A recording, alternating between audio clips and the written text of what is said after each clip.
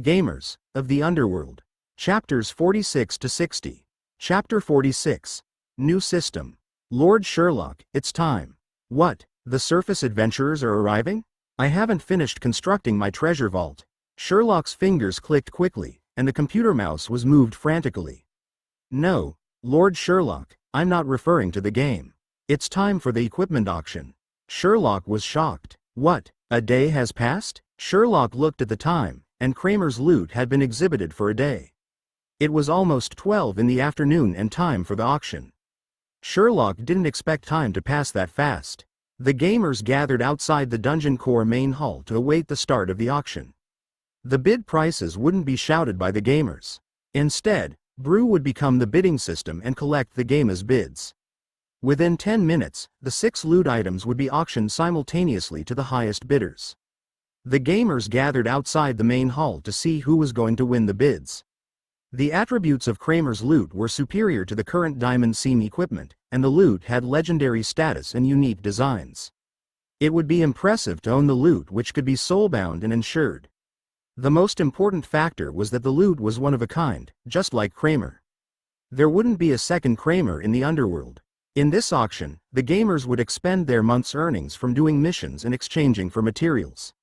There would be a 30% tax, and the proceeds would be distributed according to individual contributions in defeating Kramer. The contributions of the gamers were decided by Brew, and he would reward them accordingly. Hence Sherlock wouldn't be involved. With that many chatting gamers gathered outside the main hall, it was like a noisy market. Though Mufasa had been in the dungeon for 2 days, he still wasn't used to the insane and incredible gamers.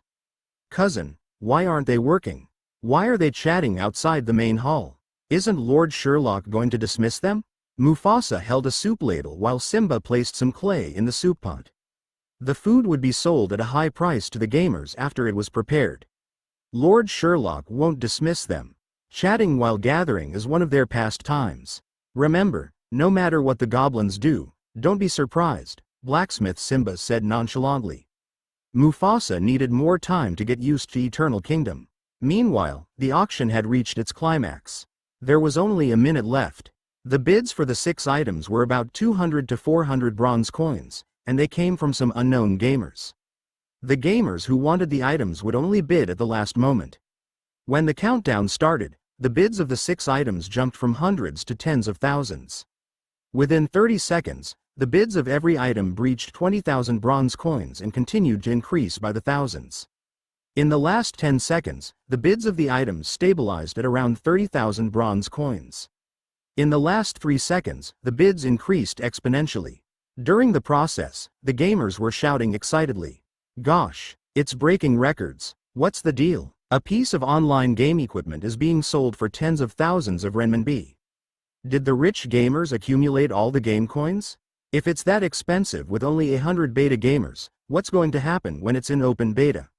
It's a windfall. I'm going to set up a workplace to play the game and earn coins during the open beta. I'm not going to work anymore." While the gamers were chatting, the 6 items were sold at around 40,000 bronze coins. The auction results were already known before the auction. In the 100 beta gamers, only 5 were contenders: Arthur, not wearing pants, burning chest hair, Sylvanas, and Sakuronomiya Cat Demon. They were the richest beta gamers, and they each obtained an item. The last item, the breastplate, was bought by Arthur, who spent a total of close to 100,000 bronze coins. The gamers were complaining about the generosity of the rich gamers and how they were blinded.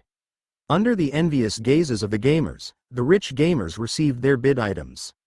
Not wearing pants immediately shouted, "Who wants plate leggings?" Renminbi transaction. Tens of nearby gamers started bidding. A new auction had started. Sherlock didn't bother with not wearing pants and how he was going to profit from the auction. He didn't care how rich the gamers were in the Otherworld. He was pondering practical issues. The total proceeds were about 60,000 bronze coins, and most of the bronze coins were inscribed with a 100 number, which indicated a worth of 100 bronze coins. The rest were silver coins. The coins created a small hill in front of Sherlock, giving him a headache. There were only 100 goblins, and in less than a month, there were that many coins. In the future, there would be a second beta and third beta. According to Brew, 8 billion gamers were waiting. Not all 8 billion gamers could come in, as the dungeon core's infrastructure couldn't cope with the capacity. The dungeon core had to level up to recruit more creatures. After adding more creatures, the metal coins usage would increase greatly. It wasn't like Sherlock couldn't afford the metal coins, but he felt it was troublesome. Sherlock was going to use these coins to lure the surface adventurers and capture them for magic stones. If the gamers monopolized the coins, then his plan would be wrecked. Sherlock looked at his magic stone card and pondered. "Brew, could you come up with a banking system?" "What?" Brew was surprised. Like the magic stone card, money could be transferred during a transaction. The magic stones could then be withdrawn as required, Sherlock said. If the gamers carry the coins around, they will suffer great losses if they die. In the future, with tens of thousands of gamers, how many coins will I have to prepare? Indeed, if we don't solve this issue, then we'll need a large warehouse to store these coins. The gamers have already accumulated that much wealth within a month. If the number of gamers increases, they will have even more wealth, Brew said. Lord Sherlock, though I have a heavy workload, I'll work overtime to create this banking system. I'll need more mana for support. Problems that could be solved with mana weren't problems. Brew made use of his time to create the banking system. The earlier the banking system was online, the better the gamer's experience. The most important thing was to save money for Sherlock. The coins for the 100 gamers cost him 10 magic stones. If there were tens of thousands of gamers, how much would it cost? The gamers gathered around the rich gamers and received the proceeds of the auction. Sherlock used most of his mana to charge Brew so that he could develop the banking system. Sherlock then opened up his computer and muttered, "I'll play for half an hour." The time for the Dungeon Lord Experience Sharing Conference had arrived. Within 3 days, Sherlock had been called to heal and revive the gamers. Some gamers also wanted to buy private land and beds. The gamers didn't relax after the auction.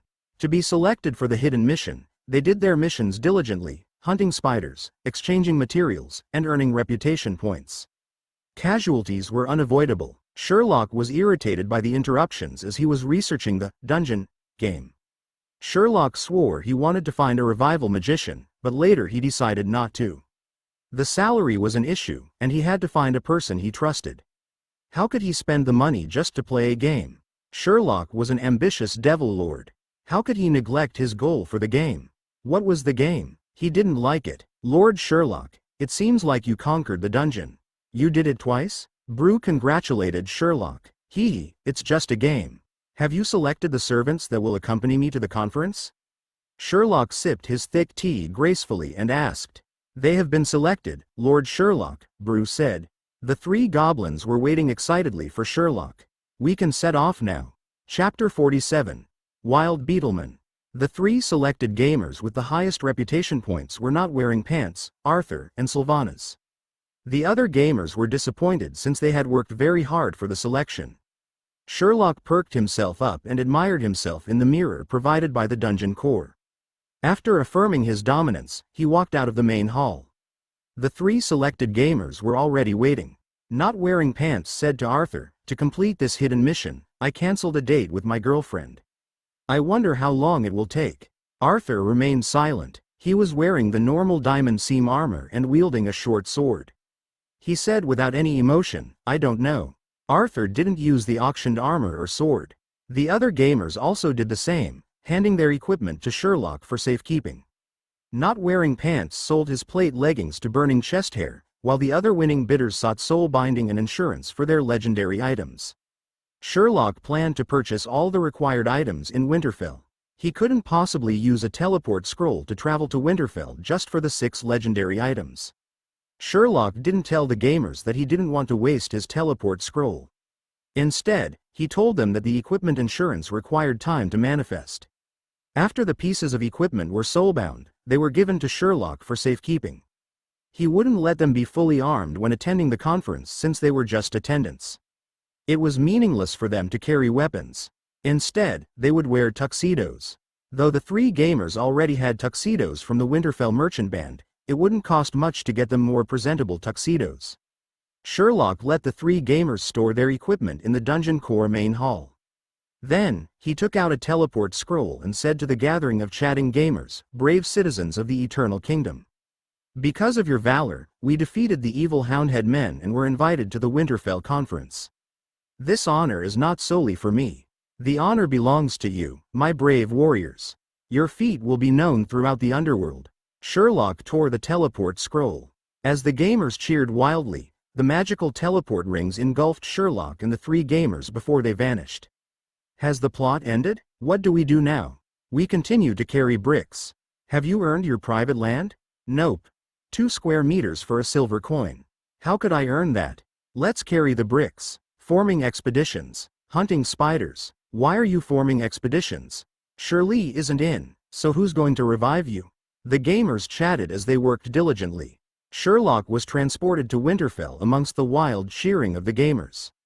Not Wearing Pants and Arthur had been to Winterfell before, but it was in a rush, and they didn't have time for sightseeing. It was the first time for Sylvanas, and she was in awe of Winterfell's grandeur. When she saw the orcs, abominations, werewolves, and sirens strolling by the teleport portal reception hall, she stared. We had the same expression when we came the first time. Moros was sitting there checking the tickets. That location, Not Wearing Pants said excitedly to Sylvanas. There was another gnome at the exit. Arthur remained silent as usual. When Sherlock passed by the great ceiling painting of the devil, Not Wearing Pants said, "This is the great devil, Michelangelo, destroying the surface world in world destruction." The great devil almost destroyed the world. How do you know? This isn't on the official website, Sylvanas said in disbelief. I wrote about this in my strategy guide. Perhaps you didn't read my post. I'm not bluffing. When I was with Arthur during the first mission, Shirley introduced the painting to us, but he didn't do it this time. I suppose he would only introduce it the first time. Sylvanas was envious. Sherlock brought them out of the teleport portal reception hall and onto the streets. The simulated sun emitted gentle light rays upon them. Sherlock looked at the sky, which was created by mana, and marveled at its realism. It was early morning, and there was quite a while before the start of the conference. Sherlock was able to shop for their new clothing and purchase items like teleport scrolls. He needed to rent a beetleman as well, a wild one. A beetleman charged around in the northern tunnel of Winterfell and bellowed wildly. The other beetlemans and other crawling insects were shocked by the charging beetleman and dodged in a hurry. On top of the wild beetleman were a devil and 3 goblins. One of the goblins shouted arrogantly, "Move away! Move away!" The pedestrians looked in fear at the devil and the wild beetleman. The beetleman dashed around recklessly and almost knocked against the buttocks of a slow elderly beetleman. Fortunately, the wild beetleman brushed against the side of the tunnel and avoided a tragic accident. "Slowcoach, are you looking for death?" Furious shouts faded as the devil and beetleman receded into the distance. "It. Who are you? Shout at me if you have the guts." On the slow-moving beetleman was Not Wearing Pants, who pointed at the distant devil and shouted furiously. There were 2 goblins beside him, Arthur and Sylvanas. They weren't normal goblins. They were gamers from the Underworld. Behind the 3 goblins was the great devil Lord Sherlock. Why aren't we transported to the conference location after the end of the plot animation? Why do we have to sit on this slow beetleman? Sylvanas asked, puzzled. This is normal. The beetleman is slow as to let us familiarize ourselves with the cityscape. Just like familiarizing ourselves with the environment of a new map, Not Wearing Pants replied. Do we have to travel slowly on our rides? I would like to suggest having a teleport point so that we could travel faster on the official website. Aren't the games operating like a fast food restaurant? Sylvanas asked. I like the speed. In the previous World of Warcraft, before the 1970 series, there weren't any flying rides. Everyone worked hard to get the expensive horses. It was fun, though. Not Wearing Pants reminisced sweetly while Sylvanas rolled her eyes. Uncle, how long ago was that version? You have revealed your age. Aren't you revealing your age with your name? You are most likely born in the 1980s, at most 1990s. Impossible to be after 2000, Not Wearing Pants said. Who said that people born after 2000 don't play World of Warcraft? I did, Sylvanas said. Arthur didn't say a word. Then, after a long time, he shouted, I'll be back in 5 minutes. I'm picking up a parcel. After that, he emitted uniform breathing sound. He wasn't sleeping but was merely offline.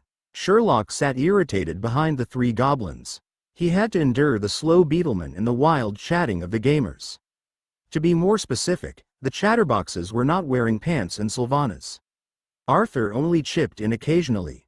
They chatted for an hour. Who knew why these Otherworld gamers had that much to talk about? Even if the beetleman was slow, it was still faster than their walking speed. After an hour, they had almost reached their destination. They saw other creatures moving in the same direction along the way. Most likely, they were also attending the conference. Sherlock wasn't trying to save money on the beetleman rental. Even if he was poor, he had 4,000 magic stones, and it was no issue buying the clothing and renting the beetleman. When Sherlock wanted to rent a beetleman, there were no more beetlemans available because there were many creatures attending the conference and they had rented all available ones. There was only one elderly beetleman left, and the rental boss had actually put it in retirement. In the end, the rental boss rented it to Sherlock for 200 magic stones. Sherlock decided that it was better than walking for hours. Arthur came back online. He straightened his back and asked, "Haven't we arrived yet? I would normally have ditched online games with such poor gaming experience. This isn't the usual online game. You can destroy your gaming capsule if you don't like it." Sylvanas pointed to the front as she shouted, "Have we arrived yet?" Sherlock was waiting for the three gamers to quarrel and provide some entertainment when Sylvanas shouted. Sherlock lifted his head and looked into the distance. A group of huge buildings appeared. They had almost arrived. Chapter 48. Pom, Ka Cha, La Cha. The Winterfell Dungeon Lord Experience Sharing Conference was held in the manor of the Winterfell Dungeon Lord, who was also a senior member of the Merchant Alliance. Strictly speaking, Winterfell didn't belong to anybody. The Dungeon Lord was like a manager since Winterfell was part of the Merchant Alliance's asset. From afar, one could see how this senior member of the Merchant Alliance was living a luxurious and decadent lifestyle. There were several manors linked together. The grounds were covered with green stone slabs that were far superior in terms of aesthetics and quality than Eternal Kingdom's diamond seam floor. Sherlock sat on the slow-moving beetleman, which passed through the shiny golden doorway. The beetleman stepped on the beautiful stone slabs as Sherlock held onto its buttocks. Finally, the beetleman stopped in front of a circular fountain. Sherlock stepped on the beetleman's joints as he dismounted and tidied up his suit gracefully. He saw another beetleman stop behind his ride. A slender devil with a goat's horn dismounted the beetleman while trembling, and a werewolf in a western suit quickly supported his arm. Another two werewolves carried the devil's suitcase and his suspenders. The werewolves looked professional. The goat-horned devil looked at the young Sherlock, the elderly beetleman at his side, and the three goblins on top of the beetleman. Finally, he looked at Sherlock in bewilderment. Sherlock looked back at his servants. Because of their height, the goblins were unable to step on the beetleman's joints to dismount. Arthur looked unsightly as he attempted to climb down. Sylvanas hesitated, while Not Wearing Pants took a deep breath on the beetleman's back before jumping. When Not Wearing Pants landed, his leg bones emitted clear crackling sounds, and he sat on his buttocks. His spine also emitted strange sounds as he laid flat on the ground. As he didn't have the sensation of pain, he didn't scream. His body emitted the sounds, Pom, Ka Cha, La Cha. "What are you doing? It's that high, and yet you jumped?" Arthur used both his hands and legs to climb down. He frowned and attempted to pull Not Wearing Pants up, but the latter was unable to stand up. How would I know that goblin anatomy was so realistic in this game? Normally, I would lose some blood in most games. Who would believe that I would break my bones? Not Wearing Pants laid on the ground and said in exasperation, "Is this your first day playing this game?" Arthur slapped Not Wearing Pants' head. "Will it affect the mission? Drag me please, bro," Not Wearing Pants pleaded to Arthur. Sherlock couldn't bear to watch any longer. He lifted his hand as he transferred mana to Not Wearing Pants to heal his injury. "Thank you, Shirley, thank you, Shirley." Not Wearing Pants stood up and smiled happily. Sylvanas, who was still trapped on the beetleman, said anxiously, What should I do? I'm a small girl, I don't dare to jump." Sherlock walked over and gazed at Sylvanas, who seemed to understand Sherlock's intention. Sylvanas nodded, focused her gaze, and jumped like Not Wearing Pants towards Sherlock's location. Pom, Ka Cha, La Cha, sh*t. This is crazy. I'm interacting with an NPC using my eyes. Sylvanas said angrily and laid on the ground like Not Wearing Pants. She vomited a mouthful of fresh blood. Sherlock lifted his hand and transferred mana to Sylvanas, healing her injuries. The gamers didn't know the usefulness of pain, and it showed. Sherlock didn't have to carry them. As long as they didn't fall to their death, Sherlock could heal them. It was much more convenient than carrying them. The three gamers started their discussion excitedly.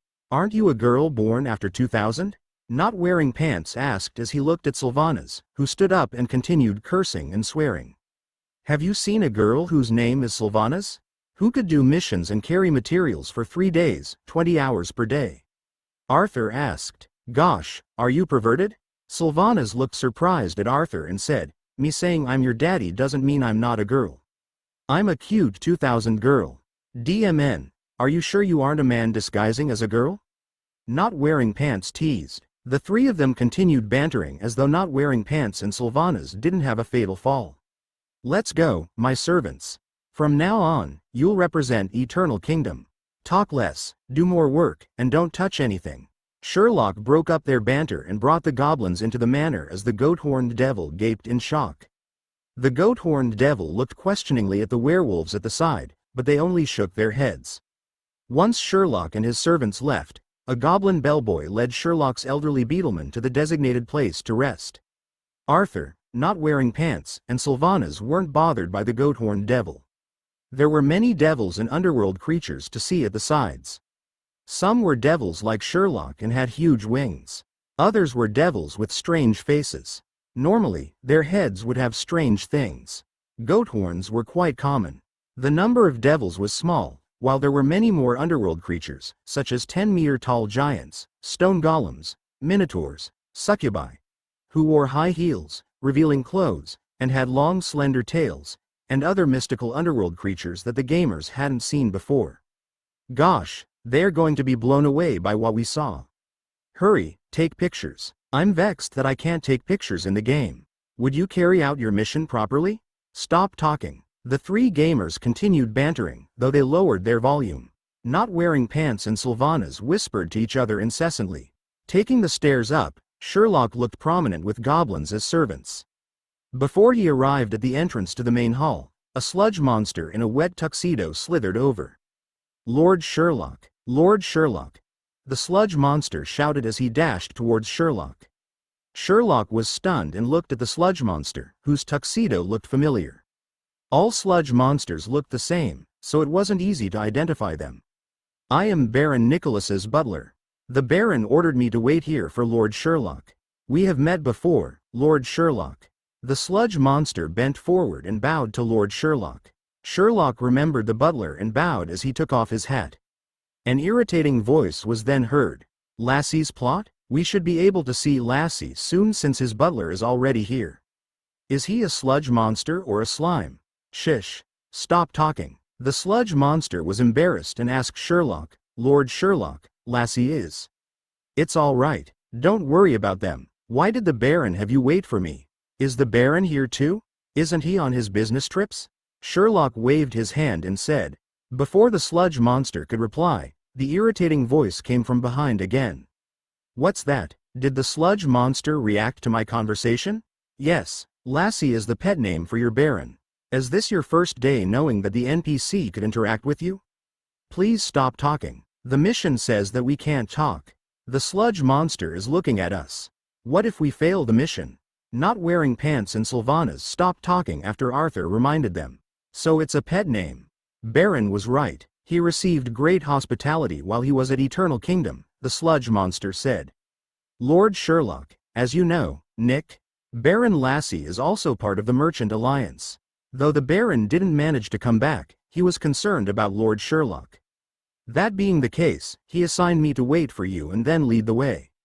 The sludge monster said respectfully, "Lord Sherlock, welcome to the Dungeon Lord Experience Sharing Conference." Chapter 49. Novice Group Commerce Discussion. According to the conference rules, Sherlock could only bring 3 servants. As the sludge monster was one of the workers, he wasn't considered Sherlock's servant.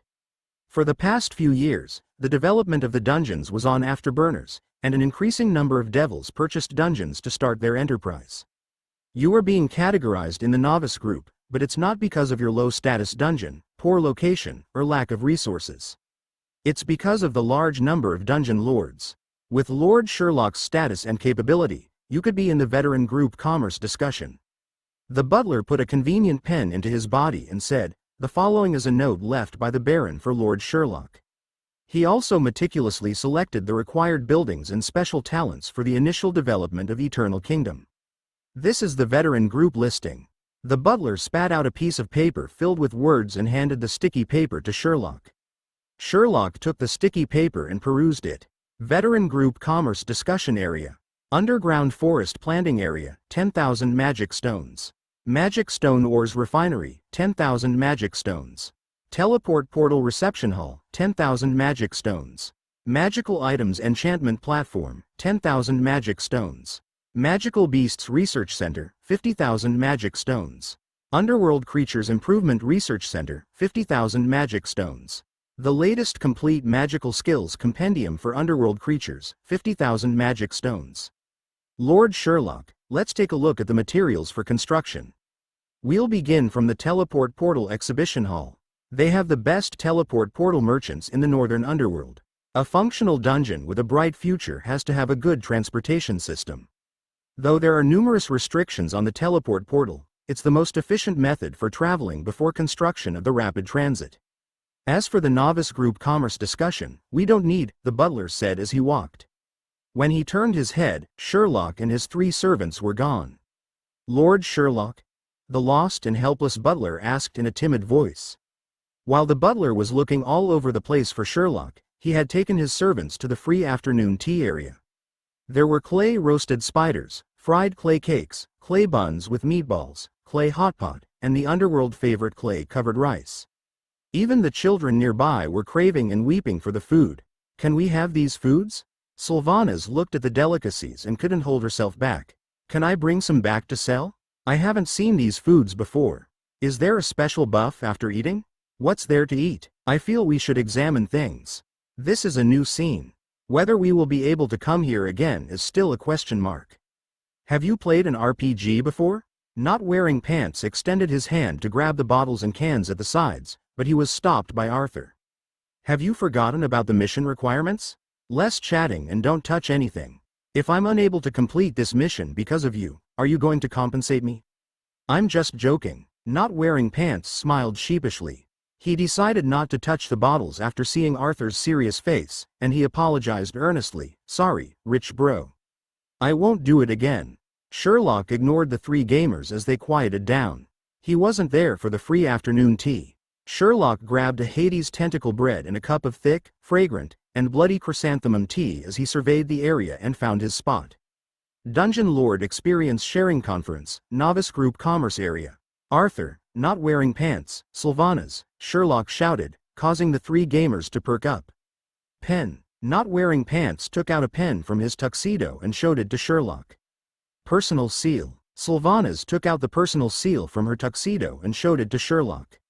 Suitcase, Arthur lifted up a small suitcase. Good, we are prepared. The next phase is an important time for Eternal Kingdom. Be on your toes. Show the dignity that a hero should have. The heroes that defeated the leader of the Houndhead Men, Kramer, and saved the world.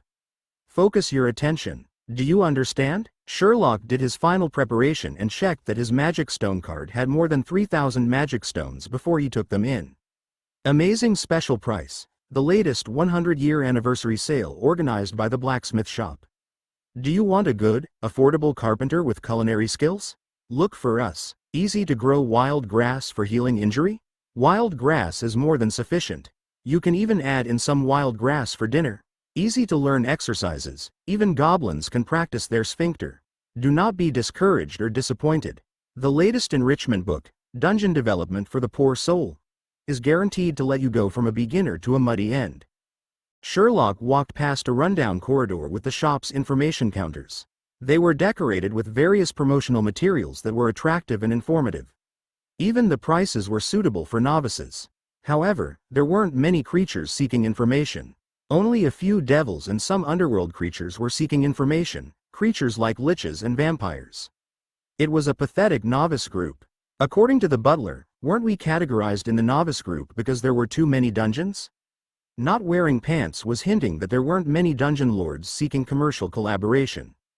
Games are like this. They promoted that there were many creatures, but the actual turnout is pathetic. It's normal, Arthur replied, feeling that there was nothing strange about it. Weren't we invited because we defeated Kramer? Will we be given a chance to give a speech? Sylvanas asked. As the gamers chatted among themselves, Sherlock found his commerce collaborators. Super low-interest loans for novices. Pleasant to borrow, a heartache to repay. Sherlock tidied his collar. His dream was to build the greatest dungeon. To depend on manpower alone wasn't sufficient. He required a large amount of resources and convenient transportation to create a self-sufficient enterprise hub, perhaps even numerous magical talents. Did these resources not require lots of magic stones? Like what he saw on the veteran group list, every item was Sherlock's goal. He intended to obtain a loan of 1,800,000 magic stones first. Before he grasped the door handle, the door opened, and a devil that looked like a fly was dragged out. Wait for a while. I know my dungeon is 3 days' journey from the surface and is a bit close. My dungeon only has a small magic stone ore vein and a tiny forest resource. Can I mortgage a few of my goblins too? 3,000 magic stones is too little. I would like to purchase the items in the veteran group collaboration listing. Hello, listen to me. The devil was dragged into the distance. How can I help you? Obtaining a loan? A pale vampire walked out from the loan office, looked at Sherlock, and asked politely. I'm passing by, Sherlock replied casually and placed his hands behind his back as he left. Gosh, I thought Shirley was going to obtain a loan. I prepared a screenshot, Not Wearing Pants said helplessly. How could that be? The dungeon lord obtaining a loan in front of the gamers? That game plot is too loose, Sylvanas said in a joking manner. Arthur kept quiet as he followed Sherlock and looked around. Sherlock wasn't bothered by the idle chat of his gamers. He had to think of a way to obtain the money. His dream of borrowing 1,800,000 magic stones was dashed. If he couldn't borrow the money, how was he going to earn money? Gambling perhaps? No. Devils wouldn't dabble in gambling. Though he had the intention to let his gamers compete in the gladiator arena to earn money, he had to strengthen their bodies before they could obtain the championship. Sherlock was in a dilemma. He wanted to find investors to fleece, but after running around, he found that there was no investment section. He felt terrible. Just as Sherlock thought he was going home empty-handed, he unwittingly arrived at a room with the words Special Talent Recruitment Center. He frowned and wanted to leave immediately. He saw the sludge monster with the wet tuxedo walking towards him and shouting, Lord Sherlock. Where are you? I processed the teleport portal reception hall agreement for you. There is a 20% discount, and it will only cost 8,000 magic stones. Lord Sherlock. Lord Sherlock was about to turn around when the door of the Special Talent Recruitment Center opened, and a succubus walked out. The succubus looked at Sherlock and was stunned. Sherlock was also taken aback. Both of them gazed at each other. To the three gamers, it was like the 8 o'clock primetime idol drama chance meeting of the male and female protagonists. The kind with glittering stars around the picture frame. Not Wearing Pants winked at Arthur and whispered, I thought this was a realistic horror online game by Cthulhu. I didn't expect it to have comedic love elements. Look at the succubus gaze at Shirley. Isn't it love at first sight? Though it's old-fashioned, it would make the NPC popular. Do you believe that if I posted this picture on the forum, it would create another sensation? Before Arthur replied, the succubus grabbed Sherlock's cloak and cried, Pay. Ooh. The succubus didn't manage to complete her sentence. Her mouth was covered by Sherlock as he shoved her into the house. Sherlock said to the servants, Wait for me outside. Then, the door was shut, and the three gamers were left outside, looking at each other. What's that? Sylvanas hadn't recovered herself. Raw, 18, restricted scene. I think. Not Wearing Pants was puzzled. Do we wait? Perhaps there's a hidden plot or mission. Arthur frowned as he looked around. Chapter 50. Never before seen scene. Sherlock pushed Evelyn to the background wall of the door. She looked astonished at Sherlock and gave muffled sounds. Sherlock took out a card and asked, Do you have a card? Evelyn struggled more furiously. Sherlock pondered over his words and found them ambiguous. He said, It's not a robbery. I'm transferring magic stones to you. Evelyn heaved a sigh of relief. Sherlock released his grasp and backed up. I thought Lord Sherlock had forgotten about it, so I wrote an invitation letter and put in a reminder on the back of the letter. I was shocked by your actions just now. Evelyn clasped her magic stone card. She was pleased to see 5 magic stones being transferred to her. How could I forget? I've been looking for you, but I didn't manage to find you. I'm relieved that you're doing well in your current job. I'm leaving, Sherlock said casually. He noticed several recruitment tags on the wall, and one of them attracted his attention. Lord Sherlock? As Evelyn was pushed to the wall, she was unable to move her body. She covered her chest with her hands, and her tail shifted nervously. Is this for real? Sherlock pointed to the recruitment tag behind Evelyn, who turned her head to take a look. Recruitment of special talent. To complete the spiritual graduation research and test the latest combat power of the Spirit Legion, I am recruiting intelligent and strong combatants. The requirement is being fearless of death. Attractive remuneration. That is the recruitment notice for the Spectre College every semester before graduation. There aren't many applicants as the requirements are stringent. What is it? Is Lord Sherlock interested in applying? Evelyn asked, puzzled. Of course, it's not me. However, some of my friends could be interested. I'm looking out for them. Sherlock left Evelyn and took the recruitment notice off the wall. He examined the notice carefully. Is there any detailed information on the remuneration? The previously recruited combatants were either seriously injured or killed instantly. The liches were newly graduated, and they weren't familiar with the control of the Spirit Legion, so there were lots of accidents. Each combatant's remuneration isn't high, and there's no death compensation, Evelyn said. Those with strong capability weren't willing to do troublesome work with little pay. That's why very few creatures applied. Help me contact the Spectre College. I'd like to contact them, as my friends might be interested in this job if the remuneration is reasonable, Sherlock said casually. You know my address. Write me a letter after contacting them. Really? Thank you, Lord Sherlock, for supporting my work. Since graduating from school, my business has always been from Lord Sherlock. I'm really touched. Evelyn wiped her face with the sleeves. Aya, you're just beginning your career, so it's harder to get businesses. It's normal. As long as you work hard, you'll be successful. You're such a diligent girl, you'll have a bright future, Sherlock said sincerely as he handed the recruitment notice back to her. As he turned to leave, she caught hold of Sherlock's cloak. Sherlock turned his head and saw reluctance in Evelyn's eyes. Intermediary application fees, 5 magic stones, Evelyn said. What, you bought a dungeon next to the spirit world? Dungeons cannot be paid for with loans and must be paid in full. My God, your dungeon is located in such a good location. The lich that I recruited the other day graduated 3rd in place in the Spectre College, and I got him from the Eternal Fire Dungeon. Do you know the Eternal Fire Dungeon? The top-notch dungeon in the northern Underworld. I just discussed an item. Didn't I hunt for a magical beast with my minions previously? The quality of the beasts is good. Magic stones aren't a problem as long as you get him to work in my dungeon immediately. Yes, it's negotiable. Remuneration? Of course, it's good. Private swimming pool, scenic villa by the coast, fully simulated surface weather, best clay meals 3 times a day, available throughout the 4 seasons. My dad has a dungeon, and I'm an intern over there. I'll look for a good place in the future to develop the dungeon. Your merchant band is good. Come to my dungeon and set up a permanent trading post in the future. The surface world's adventurers charged into my dungeon like wild dogs as they raided my items. You don't know how chaotic the scene was. Arthur, not wearing pants, and Sylvanas stood at the entrance of the novice group commerce area and observed the meal section that was getting crowded. The devils and the strange underworld creatures were socializing, while the goblins and sludge monsters in tuxedos served the crowd. They held plates that were filled with colored bubbling drinks and various bloody snacks.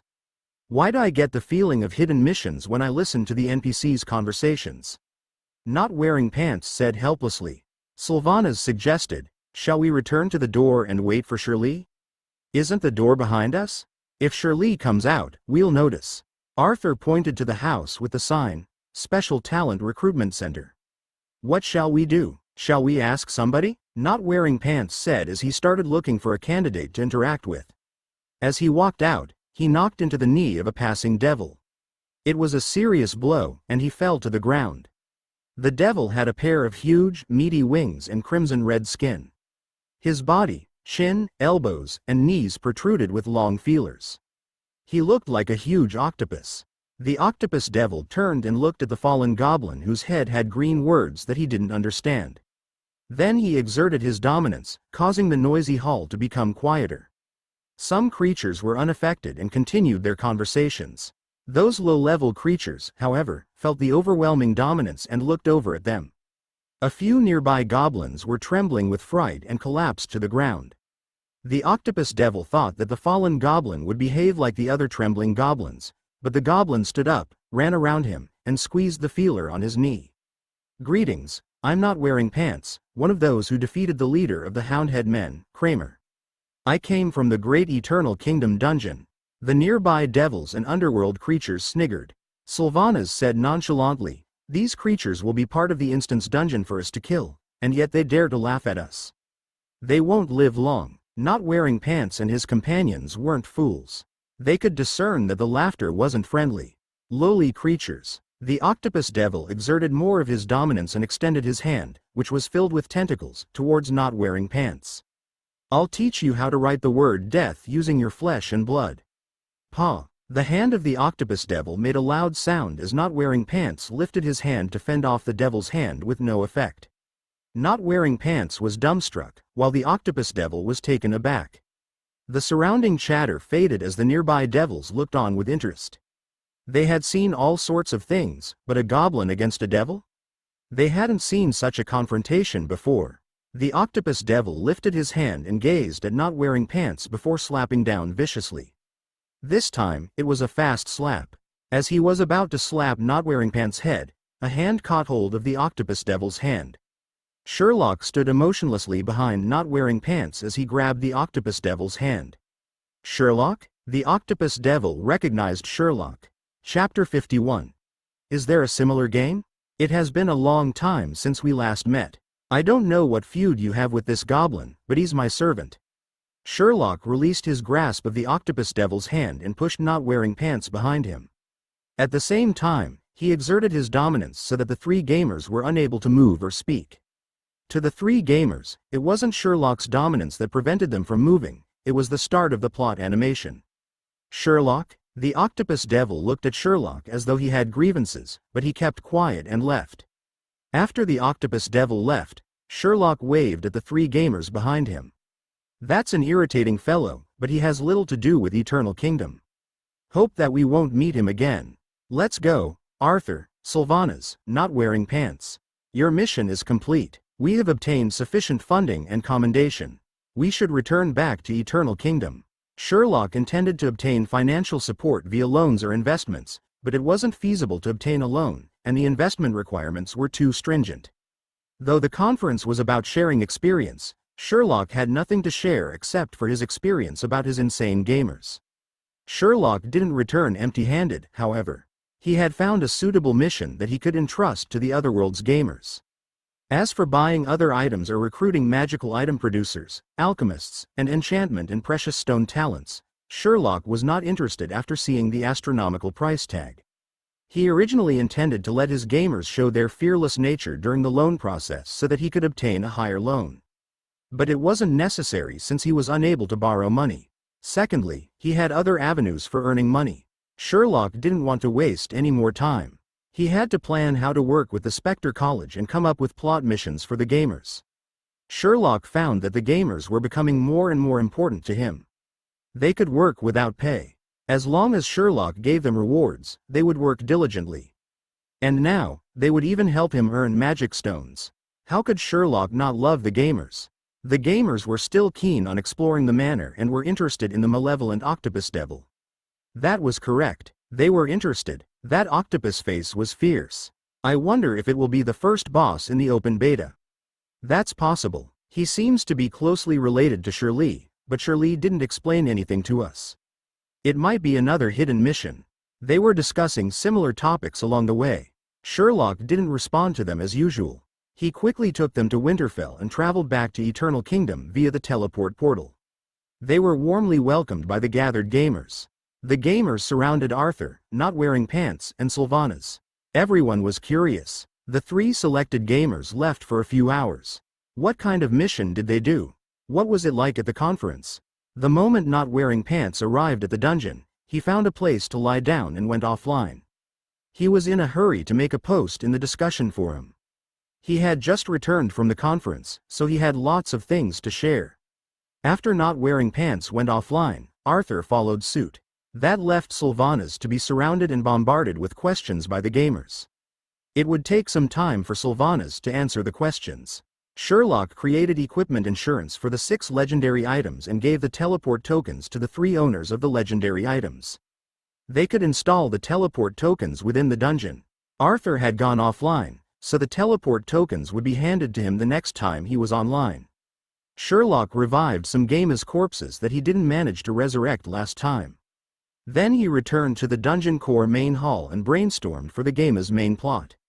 He shouted for Brew to help, but Brew replied, "The main plot can be anything, as long as the gamers enjoy being the saviors of the world. Without them, the entire underworld would be finished. Use this as a guide and select the plots that the gamers prefer, like the recent killing of the notorious Kramer. It's cool and awesome. I'm going to do coding for the banking system. It's not that easy." Then Brew remained silent. Sherlock had to depend on himself for the main plot.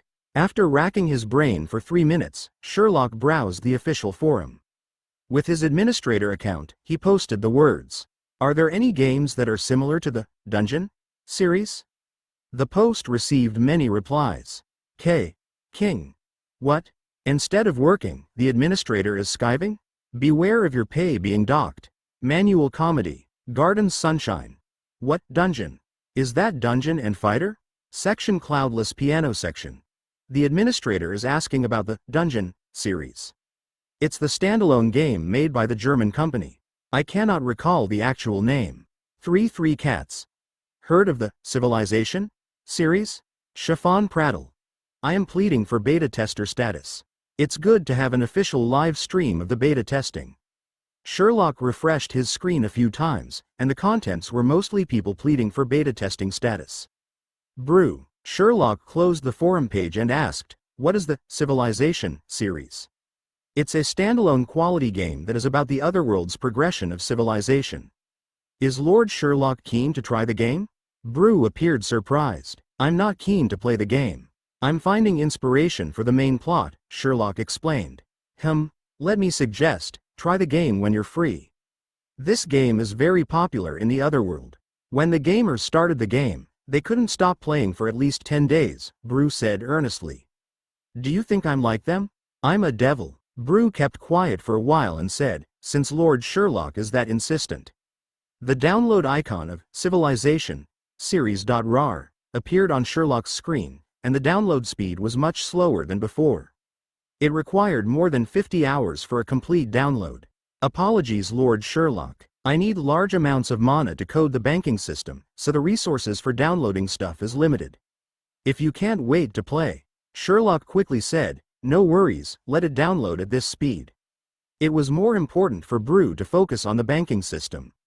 Sherlock minimized the download window and opened the official discussion forum to browse. A few gamers came to purchase private land and beds, but they didn't take up a lot of Sherlock's time. Posts about the Dungeon Lord Experience Sharing Conference appeared on the forum and were created by Not Wearing Pants. A post called Mission. From the beginning to the end of the Dungeon Lord Experience Sharing Conference and speculations about Shirley became the most popular post. Even Sherlock's previous post on the Dungeon series was demoted in terms of popularity. Sherlock opened up Not Wearing Pants' post, which was filled with many pictures. The pictures showed all the creatures and scenery on his journey. There were also captions to explain the pictures. The main contents were about Not Wearing Pants' experience in the conference and emphasized 2 points. First was Shirley's unclear relationship with a succubus NPC and possibly an unusual plot for gamers to discover. Second was a devil with the face of Kel Thuzzid who could possibly be a boss that had to be defeated. This devil has a mysterious relationship with Shirley. When he shouted, Sherlock, it was filled with animosity. With such sensational news, an explosion of discussions ensued in the forum. Bachelor with terminal cancer. What's that? We have to give that dog some incentives just to play the online game? Lusty hero saving distressed damsel. The Kel Thuzzid looking devil doesn't look convincing. If he wasn't of giant size, would he be fear-inspiring? Home Futanari Peony Legend. Hey previous poster, perhaps the devil hadn't transformed himself? Stargazer's month-old bunny. I had a grand vision of the world view and the countless boss NPCs. We will be fighting the devils and liches who appeared at the conference. The above board does not give flirty signals. If Shirley doesn't remain single, he will lose a lot of fans. Are you okay Thundervirus? Is there an official novel for this game? Like the Warcraft, War of the Ancients. I'm into world views. The gamers were responding excitedly to Not Wearing Pants post, and they discussed the world view of Dungeon, Eternal Kingdom. Time sped by while Sherlock was browsing the forum. The number of active gamers dwindled, and many gamers went offline. Sherlock looked at the progress of the Civilization download. 5 hours had elapsed, but it was still quite some time before the download was completed. Sherlock pondered if he should play another round of Dungeon. At that time, the dungeon core emitted a ball of fire, and a letter was spat out. It landed on Sherlock's table. The letter had a skull with the words, "To Eternal Kingdom Dungeon Lord, the respectable Lord Sherlock, Spectre College, sent." Chapter 52. My Goblin Friends.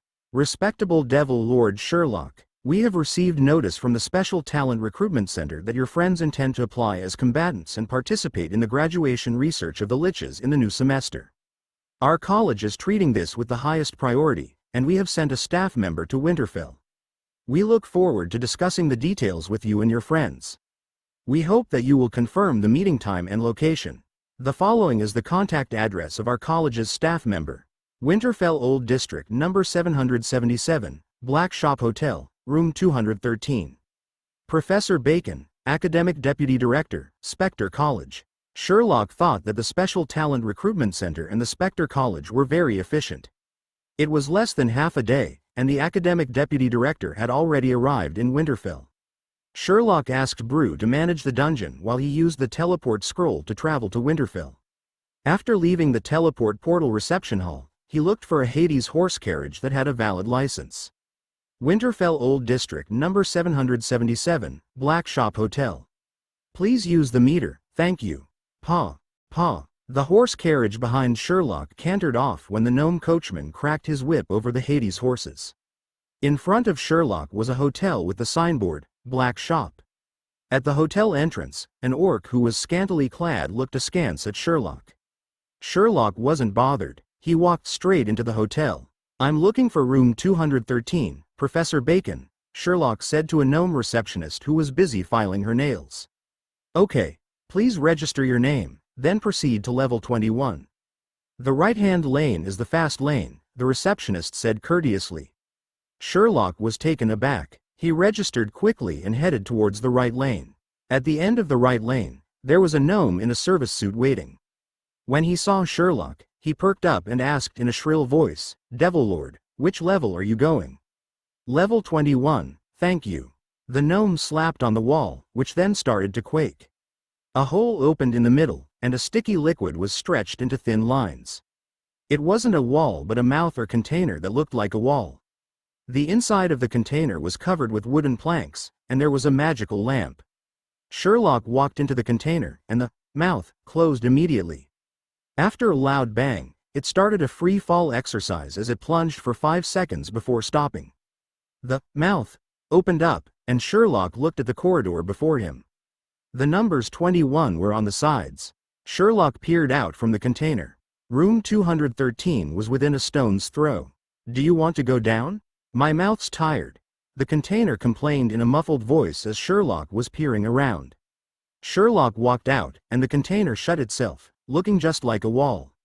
Pa-ta. As Sherlock was about to knock on the door of room 213, the door opened by itself.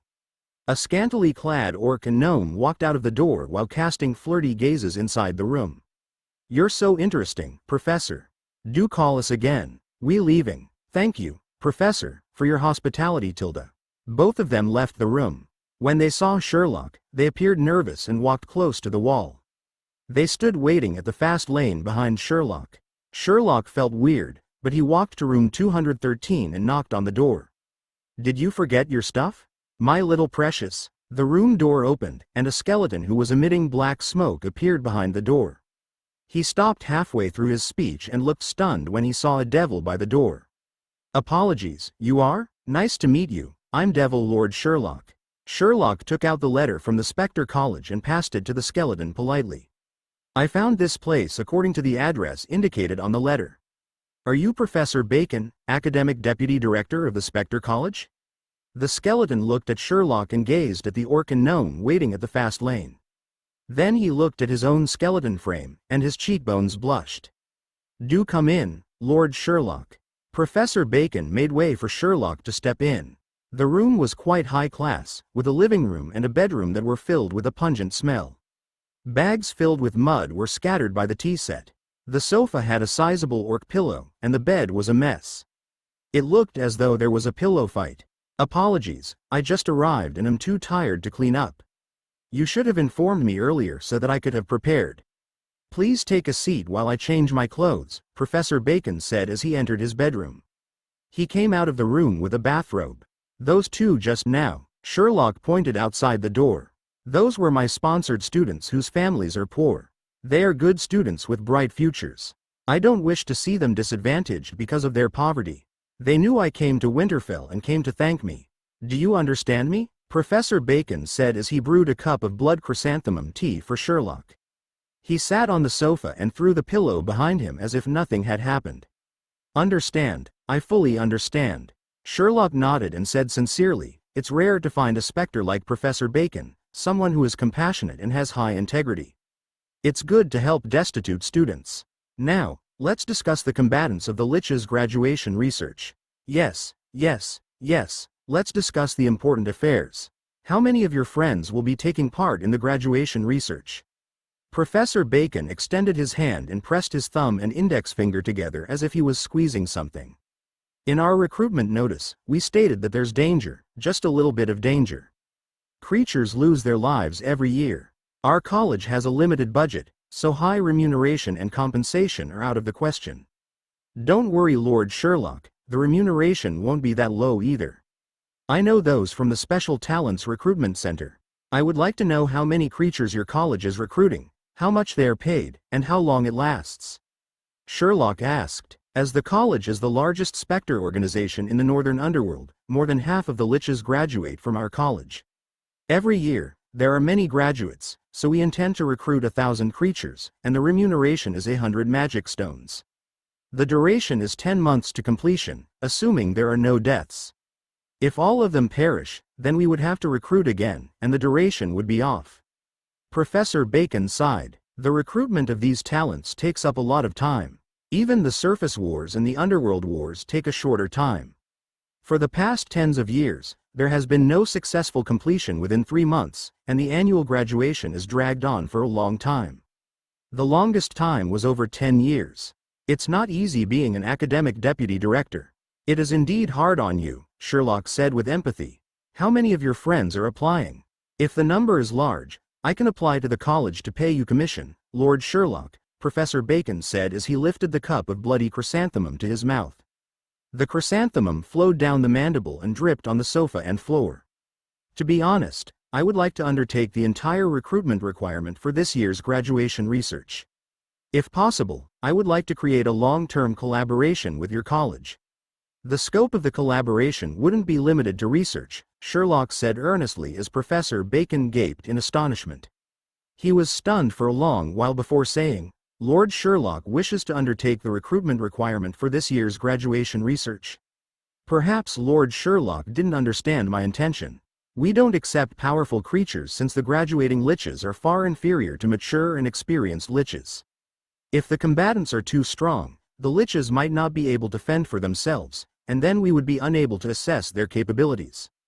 Hence, we would like to recruit orcs or gnomes. A superior devil like you might not be a suitable candidate." "Apologies, Professor, you have mistaken my intention. I'm not participating. My friends are taking part." Sherlock shook his head as he replied. "Pardon my question, but who are your friends? Gnomes? Orcs? Are there enough of them? Don't they require death compensation?" Professor Bacon asked worriedly. "My goblin friends," Sherlock answered. Chapter 53. What is an instance dungeon? After Sherlock finished speaking, it became dead quiet. Professor Bacon straightened his body. Then he folded his arms to support his chin and leaned on the sofa twice, making bone-scraping sounds. Sherlock was patient. He crossed his legs and sipped his thick, fragrant, and bloody chrysanthemum tea. "You're saying?" Professor Bacon stood up and paced in the room. "Your goblin friends are taking part in the graduation research?" "Apologies, Lord Sherlock, perhaps you've misunderstood my intention. I didn't make it clear. The capability of the combatants cannot be too strong or too weak. I'm afraid the goblins might not be up to the job. If the goblins become the targets of the liches, the college might prefer to set up more scarecrows instead." Professor Bacon had made his intentions clear, and he tried not to be offensive. If the creature sitting opposite wasn't a superior devil drinking tea, Professor Bacon would have pointed at his nose and asked, "Are you treating me like a fool?" "Don't be mistaken, Professor. My friends and I aren't looking down on the college, and we don't have the intention of fooling you. I know you're prejudiced against goblins, and I don't like them either, but my goblin friends are different." Sherlock put down the cup of tea and clasped his hands at his knees before saying, "To be exact, these goblins are my dungeon's servants. Though they are servants, I treat them as friends. Their lifespans aren't long, their status in society isn't high, and they often die in accidents. However, they have ideals and goals, and their capabilities are strong. Though they can't be compared to the gnomes and orcs, they are able to handle the spirit legion conjured by the novice liches. They are also resilient. They enjoy challenging themselves and doing the impossible. 100 magic stones is more than enough for a goblin, as his compensation is only 50 magic stones. They won't have any complaints, even if there's a fatality. Also, nobody will complain and cause a negative public opinion since there is no Goblin Rights Protection Association." Professor Bacon thought for a while and said, "Lord Sherlock would like to send your goblins to be cannon fodders. You plan to charge 50 magic stones as their compensation while you take 50 magic stones as commission?" "How could I do that? I'm not that kind of person. How would I appropriate 50 magic stones from the goblins?" Sherlock said with integrity. Though Lord Sherlock said it with integrity, without a contract, the devil's words weren't reliable. Professor Bacon made a simple calculation. For a dungeon corps to recruit a goblin, only a signed contract was required. With the dungeon lord's identity, he could deceive them into participating in the research without paying their salary. After they perished, 50 magic stones would be given as compensation. Meanwhile, Lord Sherlock could keep 50 magic stones. This would become an infinite money-making scheme. The crux was whether the college was willing to accept the goblins as the liches' opponents. The college was obviously not willing. "Lord Sherlock, as you know, I can't make a decision. Please go back and wait a while. I'll convey your proposal to the college. If they are agreeable, I'll inform you straight away." Professor Bacon stood up and said, "Professor, I understand your predicament. If you don't try and dismiss my goblin friends straight away, aren't you too dogmatic?" Sherlock stood up and said, "Since you are here in Winterfell, it would be a pity if you leave. Why don't you give my goblin friends a chance?" "Lord Sherlock, I would like to give your goblin friends a chance, but the college has rules that I can't break." Professor Bacon shook his ribs and sighed.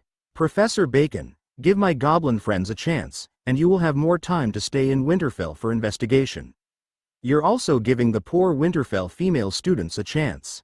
I know of a place with many poor and beautiful female students."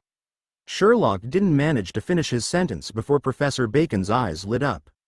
"Where?" Professor Bacon felt he was too rash and changed his tune. "I mean, where is your dungeon? I'm willing to spend more time to investigate and see if your goblin friends are as good in combat as you claimed. Of course, the Eternal Kingdom welcomes your arrival. I have a small request," Sherlock said. "My goblin friends have a special trait. If you appear as a college academic deputy director to investigate, it might not incite their fighting spirit. As you know, the minds of goblins are hard to figure out. If I don't create a sense of mission in them, they might not be willing to participate in the graduation research."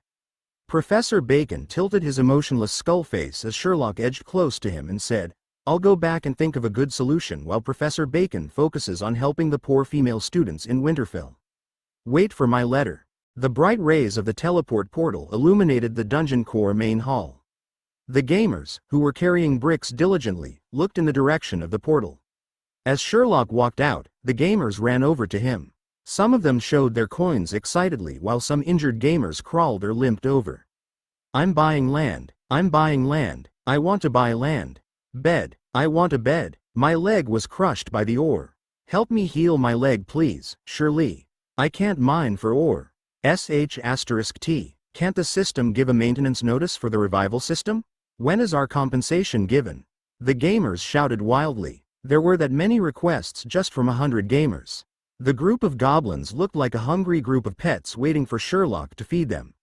Sherlock completed all their requests. He watched them leave before he went back to his work. The gamers were no longer curious about Sherlock. Though a devil lord looked cool and awesome, after long periods of exposure, it was no longer exciting. Who had the time to look at Shirley? The time was better spent carrying bricks. Is the equipment improved? Is the private land purchased? Is the bed purchased? All required money. As for the compensation, it was Brew who managed it. To show that Eternal Kingdom was a professional game company, the compensation would be sent out the next day at 6 o'clock. Sherlock browsed the forum with ease in the Dungeon Core main hall. He also had to think of the game's main plot and background story. The forum was filled with discussions about the background story of Dungeon, Eternal Kingdom, the relationship between Shirley and the Octopus Devil, the relationship between the Succubus and Shirley, Baron Lassie's warm attitude towards Shirley, and other trivial content. All these attracted the insane curiosity of the gamers. Though only fragments of information were presented to the gamers, they speculated that the game producers were planning a game with a massive world background. The factions included the various independent dungeons and the Winterfell Merchant Alliance. The gamers speculated on the roles of these factions. Would they be against the gamers or allies of the gamers? The speed of posts refreshing was fast. Pressing F5 would reveal an entirely new page. Only Not Wearing Pants' detailed mission narration remained consistently on the first page, as the post was continuously being pushed to the top. As Sherlock had already read the post, he wasn't interested in it. He browsed other posts in the forum and noticed a post which was constantly being pushed to the top. The topic was, regarding, Dungeon, Eternal Kingdom, speculation and analysis of the first instance dungeon. Spider Queen? Octopus Devil? Lassie? Brew? Sherlock shouted at Brew, who was busy coding, and asked, what is an instance dungeon? Instance dungeon? You're asking about the online game instance dungeons? From a professional viewpoint, an instance dungeon is a place that provides generous equipment, items, and resources to gamers. It's different from normal game or scene areas. I'll let you watch some videos. These are the videos on instance dungeons from World of Warcraft. You may use it as research for your understanding. The screen before Sherlock showed various videos on instance dungeons. Chapter 54. Let's start the show. Is this the instance dungeon from the Otherworld's online game? Sherlock viewed various games' video channels. Some of the videos were narrated by the Otherworld's gamers. Sherlock held his arm and pondered before saying, though I don't understand a lot of the terms, I find the way they played the games interesting. I roughly understand the game's tastes. It seems like a notorious leader of the Houndhead men like Kramer isn't enough to whet their appetite. Sherlock thought for a few minutes. Then he took out a pen and paper and started writing. Respectable Professor Bacon, Academic Deputy Director of the Spectre College. I am sorry to impose on you while you're helping those poor female students. I'm Lord Sherlock from Eternal Kingdom. I have thought of a way for you to appear. It had been 3 days since the end of the Winterfell Dungeon Lord Experience Sharing Conference. Though the gamers were discussing excitedly in the forum, the 100 beta gamers decided to further the plot. They decided to conquer the Spider's Lair. As the first released area in the game, the Spider's Lair had been a difficult area to conquer. Many gamers were in fear of the spiders. Later, there was the appearance of the boss, Kramer, who massacred the gamers. With the game's teamwork, they conquered the terrifying Kramer. After Kramer was defeated, there were many new plots and even a hidden mission, the Winterfell Dungeon Lord Experience Sharing Conference. Though only 3 gamers were selected for this hidden mission, they witnessed the immensity of the outside world. Not Wearing Pants posted the details of the hidden mission on the official forum, causing many gamers to speculate about Eternal Kingdom's worldview and background story. Deep within the Spider's Lair was the Spider Queen, which was the first designated boss in the game. The gamers looked forward to defeating the Spider Queen so that they could discover new plots. Moreover, the Spider Queen's hair was one of the things sought after by Shirley. Perhaps there would be another hidden plot. As such, the excitement of conquering the spider's lair reached a new high. The gamer's combat skills were being honed. With the help of Brew and Moros, the gamer's skills improved by leaps and bounds. The gamers discovered tips about improving their equipment like, when seeing Simba at work, volunteer and help. When Simba is at work, do not disturb him. And don't speak nonsense to Simba. Especially the third point. The gamers who spoke more nonsense to Simba or harassed him had an incredibly low chance of improving equipment. When Peasant was improving his level 2 short sword, he asked Simba if there was a mission for him. Simba threatened to break his short sword, saying, "One more word from you, and I'll destroy your sword." With such good tips, it was foolish to antagonize Simba. If the gamers made Simba angry, they deserved to lose their swords. Because of the previous factors, the game's progress of conquering the spider's lair accelerated from loitering at the entrance to clearing out a large safety zone. Using it as a stronghold, they ventured deeper into the spider's lair. Another big piece of news was that while normally gamers formed a team of 3 to hunt spiders, Arthur managed to kill a spider one-on-one using 3 pieces of Kramer's equipment. The discussion forum exploded with many topics, and many gamers tried to mimic Arthur's feat. All attempts ended in failure. Burning chest hair was one of them. He wielded one of Kramer's weapons, Kramer's dagger, while he was armed with Eternal Kingdom's shield and armor that were improved to level 4. He was challenging a spider cautiously while the other gamers watched from a hidden location. If the gamers were too close, the spider might escape in fear. When faced with a single goblin, the spider had no intention to flee. Though the spiders were hunted daily, with their low intellect, they didn't have the intelligence to figure out the capability of the goblins. Burning chest hair regulated his breathing, which was something taught to him by Moros in his first class. To survive in a life or death situation, the goblin had to master his breathing.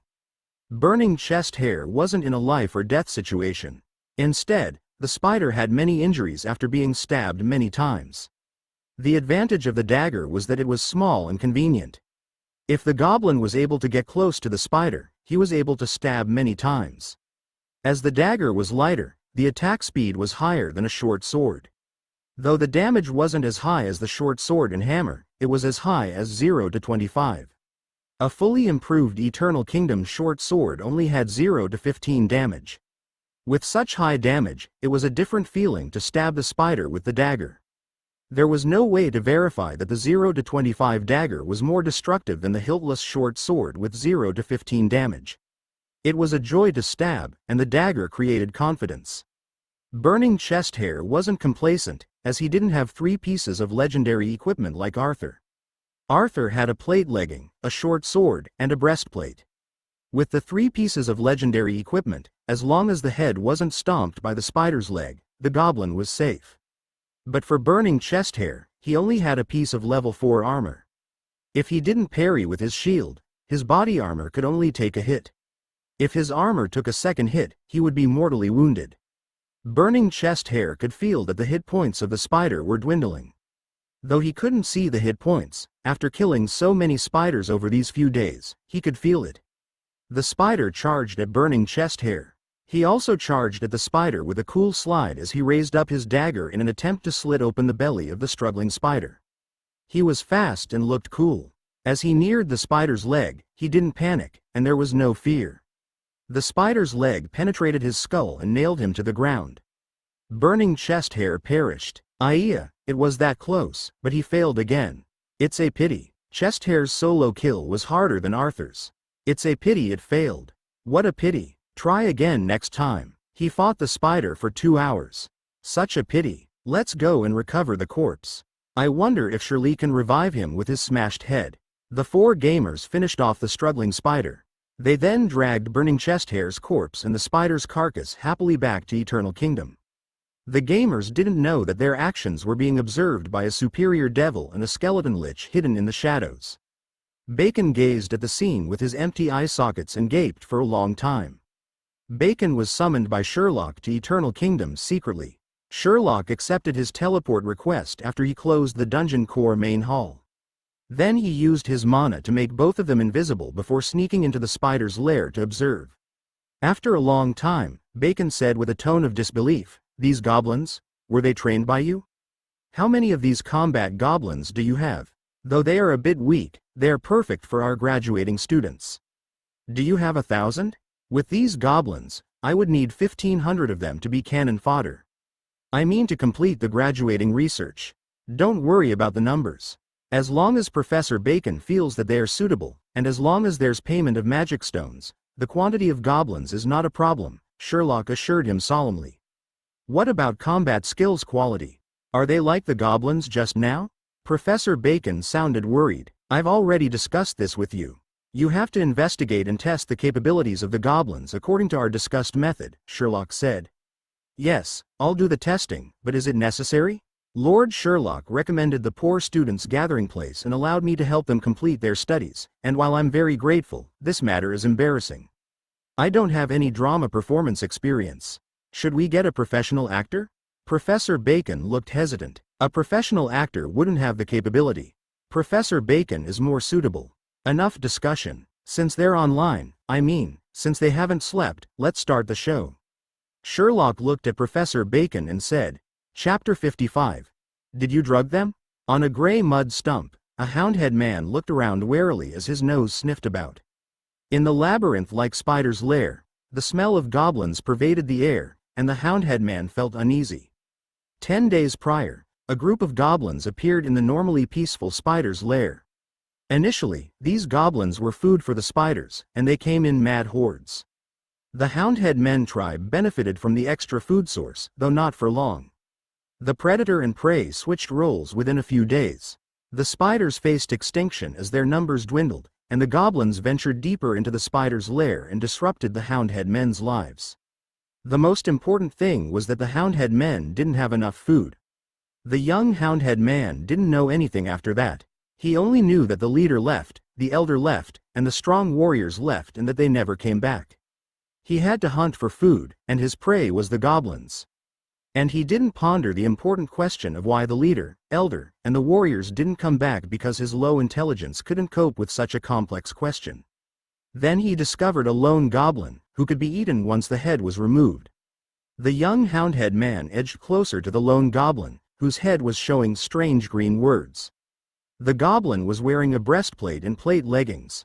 However, it was all right since his back skull was unprotected. All the houndhead man needed to do was to club the goblin, and he would pass out. The young houndhead man was confident, and his charging speed accelerated. Suddenly, he felt something trip his leg, and he fell to the ground with a thud. He felt dizzy and nauseous. He was unable to stand up, and he heard the goblins talking. "Gosh, the traps are effective. 666, the degree of freedom is too high. I'm going to brag about it on the forum." The houndhead man screamed and wanted to stand up, but he felt he was being tossed over. His neck felt cold, and he was unable to make any sounds. He saw 3 goblins staring at him before his vision became blurred. Arthur ended the houndhead man's life with a precision cut. Not wearing pants, and Sylvanas checked that the houndhead man was no longer breathing before searching around. "There's nothing valuable. It's too pathetic. At least have some bronze coins." Not wearing pants sighed with disappointment. "We're better off fighting spiders. At least the materials can be exchanged for coins and reputation points or used for equipment improvement." Sylvanas was disappointed and said, "We laid an ambush here for an hour, and there's only a houndhead man. If we don't venture deeper into the spider's lair, there won't be any spiders." "Never. If we venture deeper, we might get lost. It wasn't easy to improve my equipment to level 4. If we all perish, I'll lose my equipment. No way. We'll form a larger expedition for safety and find the Spider Queen as soon as possible. Once we defeat this boss, I bet there will be a new plot and mission." Not wearing pants folded his arms and said, "Let's go back. I'm going to post on the forum and then go offline." Sylvanas and Arthur agreed, and the 3 of them walked in the direction of the dungeon. The gamers had already left road signs and location marks in the lair. They even cleared a large space for use as a stronghold. The term stronghold was the gamer's term, and the place was meant for gamers who were in danger or needed to go offline to obtain sanctuary. Those who were lucky might encounter other resting gamers who could help out. Dungeon. Eternal Kingdom. was a virtual reality online game with a high degree of freedom. When the goblins were outside the dungeon, there were no safety zones. The concept of the stronghold was randomly proposed by a beta gamer and promoted on the discussion forum. It was well received by other gamers. As there were only 100 gamers, it was easy to get a consensus. Not wearing pants, Arthur and Sylvanas didn't bother with the corpse of the Houndhead man since Shirley didn't require any Houndhead men as materials. The three gamers decided to return to the dungeon. As they were about to leave, there was movement coming from behind. The dead Houndhead man stood up trembling. His eyes were shimmering with green rays of light. "What's that?" Not wearing pants was confused. "I don't know, I'm a bit scared." Sylvanas squirmed her body and shifted closer to Arthur. "Gosh, don't pretend to be a dainty girl.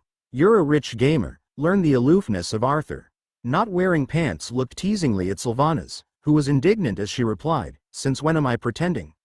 I'm a dainty girl born after 2000. You don't believe me? The heck I do. If you say one more word, I'll kill you. Don't smear my virtuous image in front of brother Arthur." "Gosh, I almost vomited my meal from last night. If I were you, Arthur, I'd chop off her head." While Not Wearing Pants and Sylvanas were bickering by Arthur's sides, the Houndhead man charged forward. That fast, Not Wearing Pants saw the charging Houndhead man, who had greater speed than before. He instinctively raised his shield and short sword. His experience told him that things weren't so simple. This Houndhead man was different from the other monsters. While Not Wearing Pants was getting ready, Arthur had charged forward while swinging the Kramer's short sword. He penetrated the Houndhead man's body with his sword, but the Houndhead man raised his club as though he was intact. Then the Houndhead man smashed the club down on Arthur's head. "Arthur!" As Arthur collapsed to the ground, Sylvanas shouted out like in the young idol love dramas. However, her goblin voice sounded like pigs being sent to the slaughterhouse. Sylvanas readied her short bow with an arrow in one smooth motion. Shoo! An arrow flew towards the Houndhead man and struck Arthur's face. Arthur's short sword, breastplate, and plate leggings vanished after flashing with brilliant rays, leaving Arthur in shorts. An arrow was stuck in his face as he fell face up at the Houndhead man's legs. He was motionless. It was obvious that he had perished. "DMN, it's so hilarious, you're killing me. Ha ha ha ha." Not Wearing Pants fell to the ground rolling as he guffawed. Sylvanas gave Not Wearing Pants a vicious kick. She put away her bow and readied her short sword as she charged towards the Houndhead man. Not Wearing Pants laughed for a while before he charged. Both of them attacked the Houndhead man in a pincer formation. Though the speed of the Houndhead man had become faster, the gamers were prepared, and the Houndhead man collapsed to the ground once again. The skeletons left by the spiders started to stand up. Their eyes were filled with a green light. "What's that? New monsters? There are too many of them. Let's run." Not Wearing Pants and Sylvanas dragged Arthur as they fled. Not Wearing Pants took 2 steps before returning to drag the Houndhead man's corpse. "It's so funny. Arthur was killed by you, a guy pretending to be a girl. I'll shoot you the next time. It was unintentional. Do you believe that he'll give you a good scolding? Ha ha ha ha. Brother Arthur won't scold me." The teasing and bickering of the two gamers faded into the distance. Professor Bacon, who was at the corner conjuring the Spectre warriors and observing the gamers, looked seriously at Sherlock and asked, "Lord Sherlock, did you give the goblins drugs?" No. Why would I give them combat stimulants? They went through basic combat skills training. With proper training, the goblins can be good fighters," Sherlock said while shaking his head. "I don't mean that, I'm saying..." Professor Bacon organized his thoughts and said, "They saw the Spectre warriors, but they were fearless and even killed one of their companions. They dragged the corpses as though it was normal. They even chatted and joked while running away. Were they high from the drugs?" Chapter 56. I am. Ba. Manaroth, Khan. Not Wearing Pants and Sylvanas dragged the corpses of the Houndhead man, Spectre warrior and Arthur as they ran to the stronghold that was set up by the gamers in the spider's lair. There were 10 gamers in the stronghold who were eating spider meat, resting to recover their strength, and chatting. When they saw the 2 gamers running anxiously with Arthur, whose face was shot, they burst into laughter. Is it funny? The Houndhead man died once and revived, and new monsters started appearing from the sides. They looked like skeletons that we haven't seen before. I guess it could be a boss. Call for reinforcements. I'm posting on the discussion forum. Sylvanas blushed from the gamer's teasing. After speaking, she laid on the ground and went offline. She had gone to the forum to create a post. When they heard about the new monsters, they climbed up and wanted to take a look. Not wearing pants brought the gamers to the cave where the skeletons appeared. The cave was filled densely with skeletons, and they continued to grow in number. There were a lot of bones accumulated over the years in the spider's lair. The gamers contributed their fair share over the past month. The bones were conjured by Professor Bacon to become the Spirit Legion. The gamers hadn't witnessed such a scene before, and the skeletons were frightening. They were accustomed to underground spiders, but with that many skeletons, whose eyes were beaming with green light, they started to panic. Nobody fled despite their panic. It wasn't easy to encounter such a strange phenomenon. There must be something, perhaps a hidden plot or mission. It was terrifying, but with more than 10 of them gathered together, the gamers composed themselves. Moreover, it was only a game. The skeleton soldiers on the outer perimeter discovered the gamers. They opened their mouths and, caw-chaw, sounds filled the cave as they charged at the gamers. Oh my god, it's scary. Is this a horror game? Be quick. Who's fighting the monster? The gamers hadn't fought with skeleton soldiers before, and they were disorganized. There was a gamer who collapsed to the ground after being scared offline. There were only 5 skeleton soldiers, and they didn't have any weapons. They used their bones or the stones on the ground as weapons as they charged at the gamers. One of the skeletons was a dire wolf. The mouth had sharp fangs that made this skeleton more threatening than the normal humanoid skeletons. The gamers were fully armed with shields, weapons, and armor. Though they screamed and were terrified by the skeleton soldiers, they gained courage in greater numbers. They had 10 of them versus 5 skeleton soldiers. The gamers charged at the skeleton soldiers and slashed wildly. The fighting alerted the other skeleton soldiers, and more of them made their way to the commotion. The gamers realized their predicament. They shouted to each other before fleeing. On the discussion forum, Sylvanas made a post entitled, "Undead Monsters Appearing in Spider's Lair. Call for all beta gamers to rally." The post created a sensation on the forum. The chain reaction was that the gamers who were carrying bricks went out in force, except for the offline gamers and a pro-life gamer who was planting at the flower bed. The gamers marched out together, leaving only 4 NPCs in the dungeon. Moros made use of the opportunity to chat with Simba and Mufasa at the blacksmith shop, as they appeared more normal than the goblins. Even the useless little fairy, who laid on the bed daily and spat saliva at the gamers who harassed her, appeared more normal than the goblins. 2 black iron dwarves and a gnome sat in the blacksmith shop, enjoying a cup of bloody chrysanthemum tea and a slice of moose spider leg cake.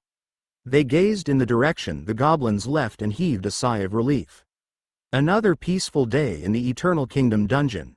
Killing. More killing. Every gamer was surrounded by 1 or 2 skeleton soldiers, and more skeleton soldiers started coming in. When the gamers who were carrying bricks rushed to the spider's lair, the 10 gamers who were defending the stronghold were being chased out by the skeleton soldiers. Other gamers in the spider's lair were also being chased out by the undead forces. The gamers consolidated their forces and fought a terrible battle with the skeleton legion. The gamers were brave, but they quickly retreated. It wasn't that the gamers couldn't defeat the skeleton legion. While the skeleton soldiers had greater numbers, most of them were without armor and weapons. The skeleton soldiers would use their bone fists to hammer the gamers' chests while the wild beast skeletons that had teeth stood by the side and watched. The gamers retreated because they didn't want to fight. It was risky to fight the skeleton soldiers. If they were surrounded, they couldn't run away, and then they would lose their equipment. The situation wasn't clear, and they didn't want to kill the skeleton soldiers blindly. There were no reputation points and no loot. If there were reputation or coin rewards, then the gamers would be willing to kill skeleton soldiers daily. The gamers retreated from the skeleton soldiers, who were unable to catch up with them. The skeleton soldiers didn't pursue the gamers, wandering around in the spider's lair instead. The gamers gathered and did a roll call. Besides a gamer whose face was badly beaten by the skeleton soldiers, there were no casualties. What's the situation? This is a bug? Is there going to be a new map? Did someone unravel a plot? The gamers started discussing. Before they figured out what was happening, nobody wanted to fight with the skeletons. At this instance, the cave was filled with a gust of cold wind, and it sounded like a whistle. Dark mana gathered from all directions towards the spider's lair entrance. The gamers hadn't seen such effects before, and they stared wide-eyed at the strange phenomenon. Gosh, that's awesome. Looks like Hollywood special effects. The game producers are awesome. Did someone unlock a plot? Sylvanas, did you discover good stuff? Could you keep quiet so that I can watch the plot? The group of gamers chatted incessantly. The dark mana gathered and formed a cloaked man with dark smoke. The man was covered entirely by the cloak, and his face was indiscernible. Only 2 green rays shot out like some hellish flames from within the cloak. Small and lowly goblins, you dare to challenge the devil from the void. The devil's voice was deep, muffled, and hoarse, as though it was emitted from a box. The cloaked man appeared in an environment that screamed, "I am a boss." The gamers started to chat loudly. *T. This is the first boss with dialogue. That's strange. Incredible. It seems like after defeating the terrifying Kramer, we're going to save the world again. This is hilarious. You are so entertaining. I told you that you had unraveled some plot. The special effects of the boss's appearance were incredible. It's a pity that the special effects of the surrounding scene weren't as good. A large group of skeleton soldiers. Could it be a calamity brought by the departed souls? How do we fight? How do we fight? How do we fight this boss? Let's strip out of our equipment and send in a wave of cannon fodder to check out his skills. I'm going offline soon. Don't kill the boss that fast. Wait for me? Don't worry. We fought for a few days to defeat Kramer. This boss looks more powerful than Kramer. We don't even know if we can fight it. Perhaps it's just a plot boss to whet our appetite. Gosh, that's right. This boss looks powerful. The gamers chatted wildly in front of Manaroth, Khan. Some even stripped out of their armor and pants. Manaroth. Khan was stunned by what he saw. A stone hit his cloak, and he turned to see the invisible Sherlock giving hints with his lips. Make haste, make haste. Manaroth. Khan recovered himself and continued to speak using his previous voice. I am Manaroth, Khan. I'm here to destroy your paltry world. You are all dispensable. Sherlock coordinated by exerting his dominance so that the gamers couldn't move. It was like being immersed in a plot with a restriction on moving.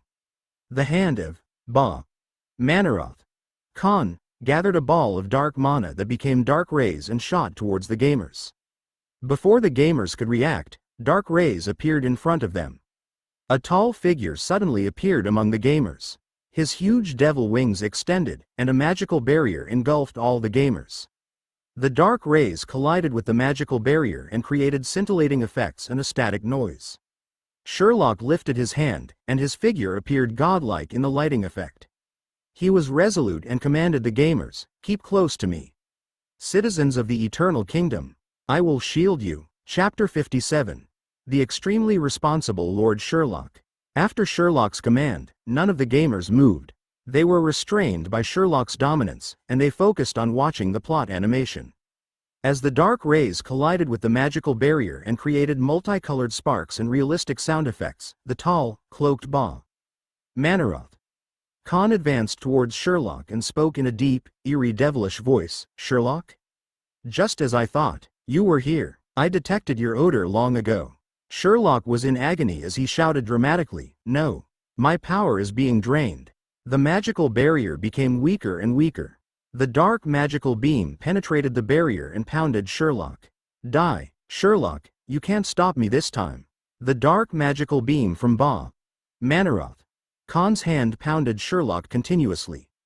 The brilliance from the magical contact almost engulfed Sherlock. Sherlock howled in agony as he knelt on one knee and supported himself with a hand on the ground. He looked extremely vulnerable, and he shouted to the gamers, "Help me. Citizens of the Eternal Kingdom, stop him. Stop Manaroth, Khan." The gamers realized that they were able to move. It wasn't known who shouted, for Shirley. For Eternal Kingdom, however, the other gamers began shouting as well. For Noko, for the equipment, for the world, for Azeroth, for Madoka Konami. DMN. It's only a plot boss, could you stop yelling? There's no loot for fighting a plot boss. Haven't you played online games before? The gamers screamed at the top of their lungs as they charged at Ba Manaroth Khan. Ba Manaroth Khan was dumbstruck and backed up. He had lots of experience, but he hadn't seen a bunch of fearless goblins charging at him.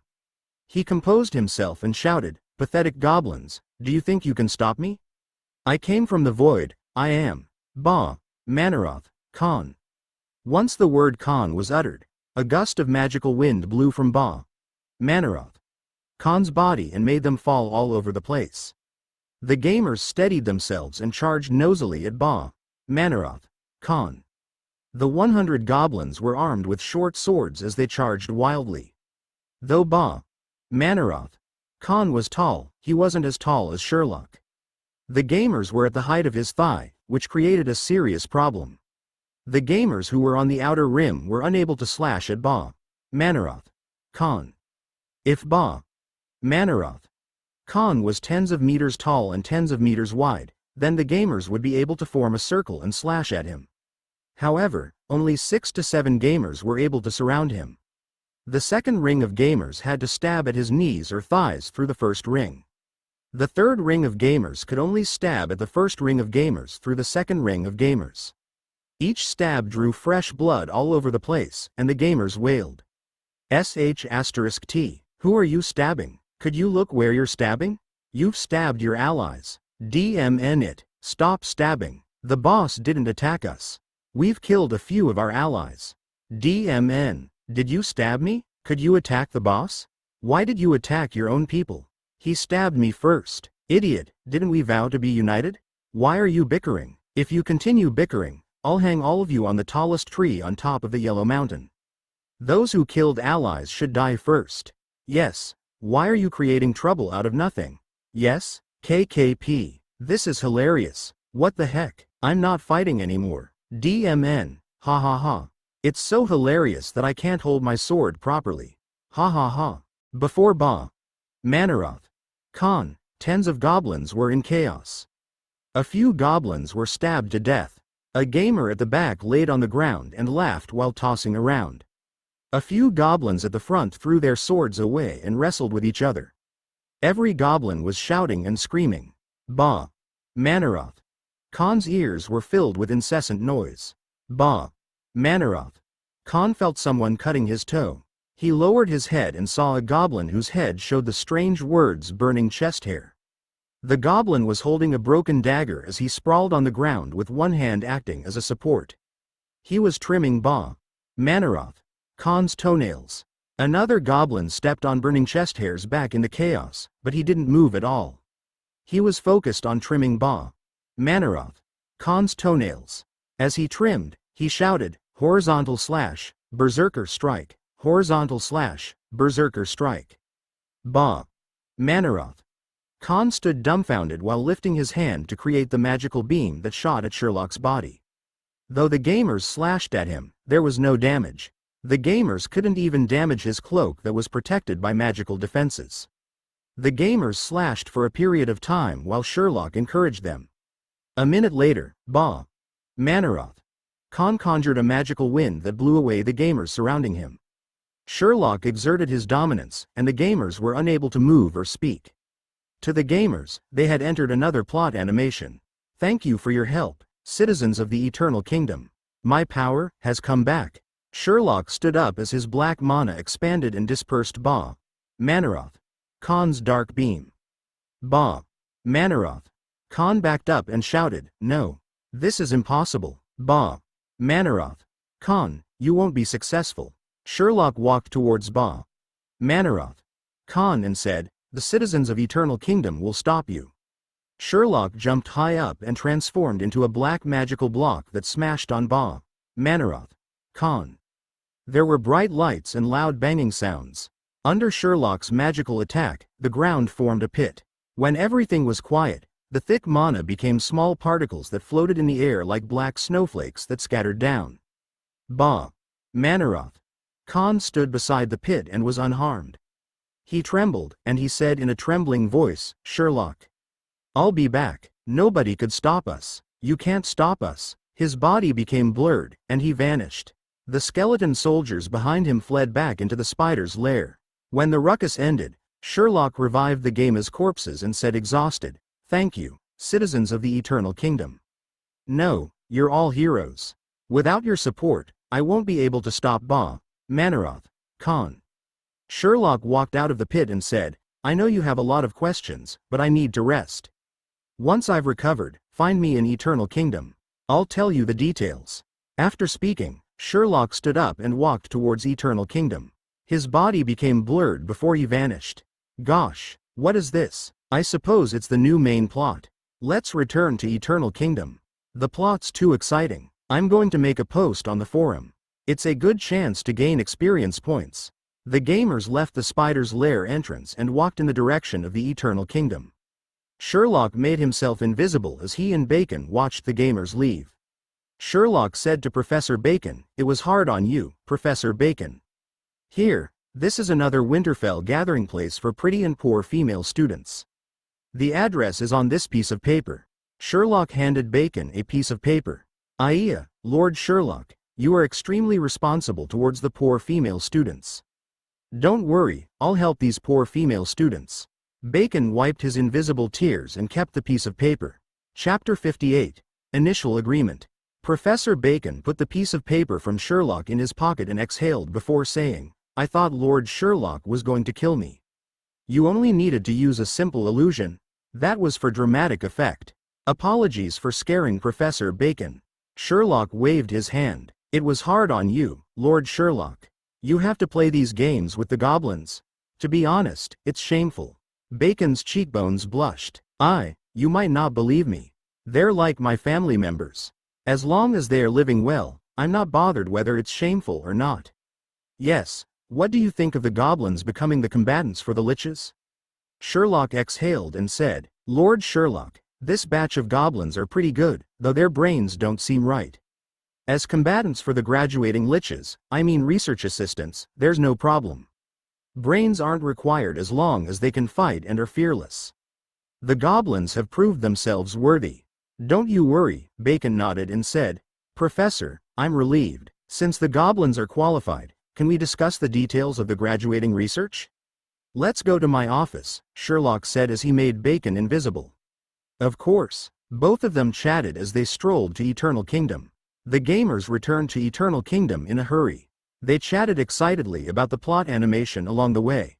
Lord Sherlock had said that he would tell everyone the details once they returned to the dungeon. The gamers returned to the dungeon happily and looked for Sherlock.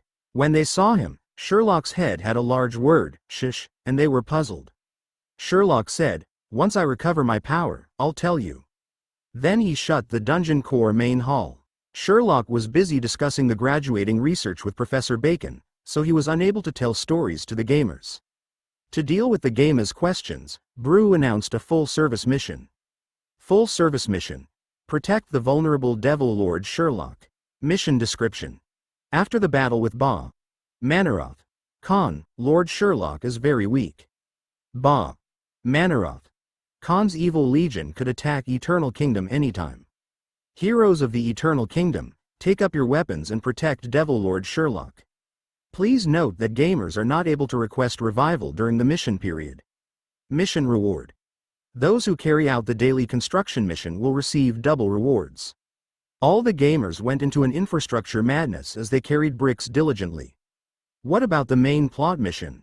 It was all right, let Sherlock rest for a while. The gamers mined ore with their pickaxes diligently. They carried the ore stones and cut the stone slabs to cover the ground in order to complete the construction missions and earn double rewards.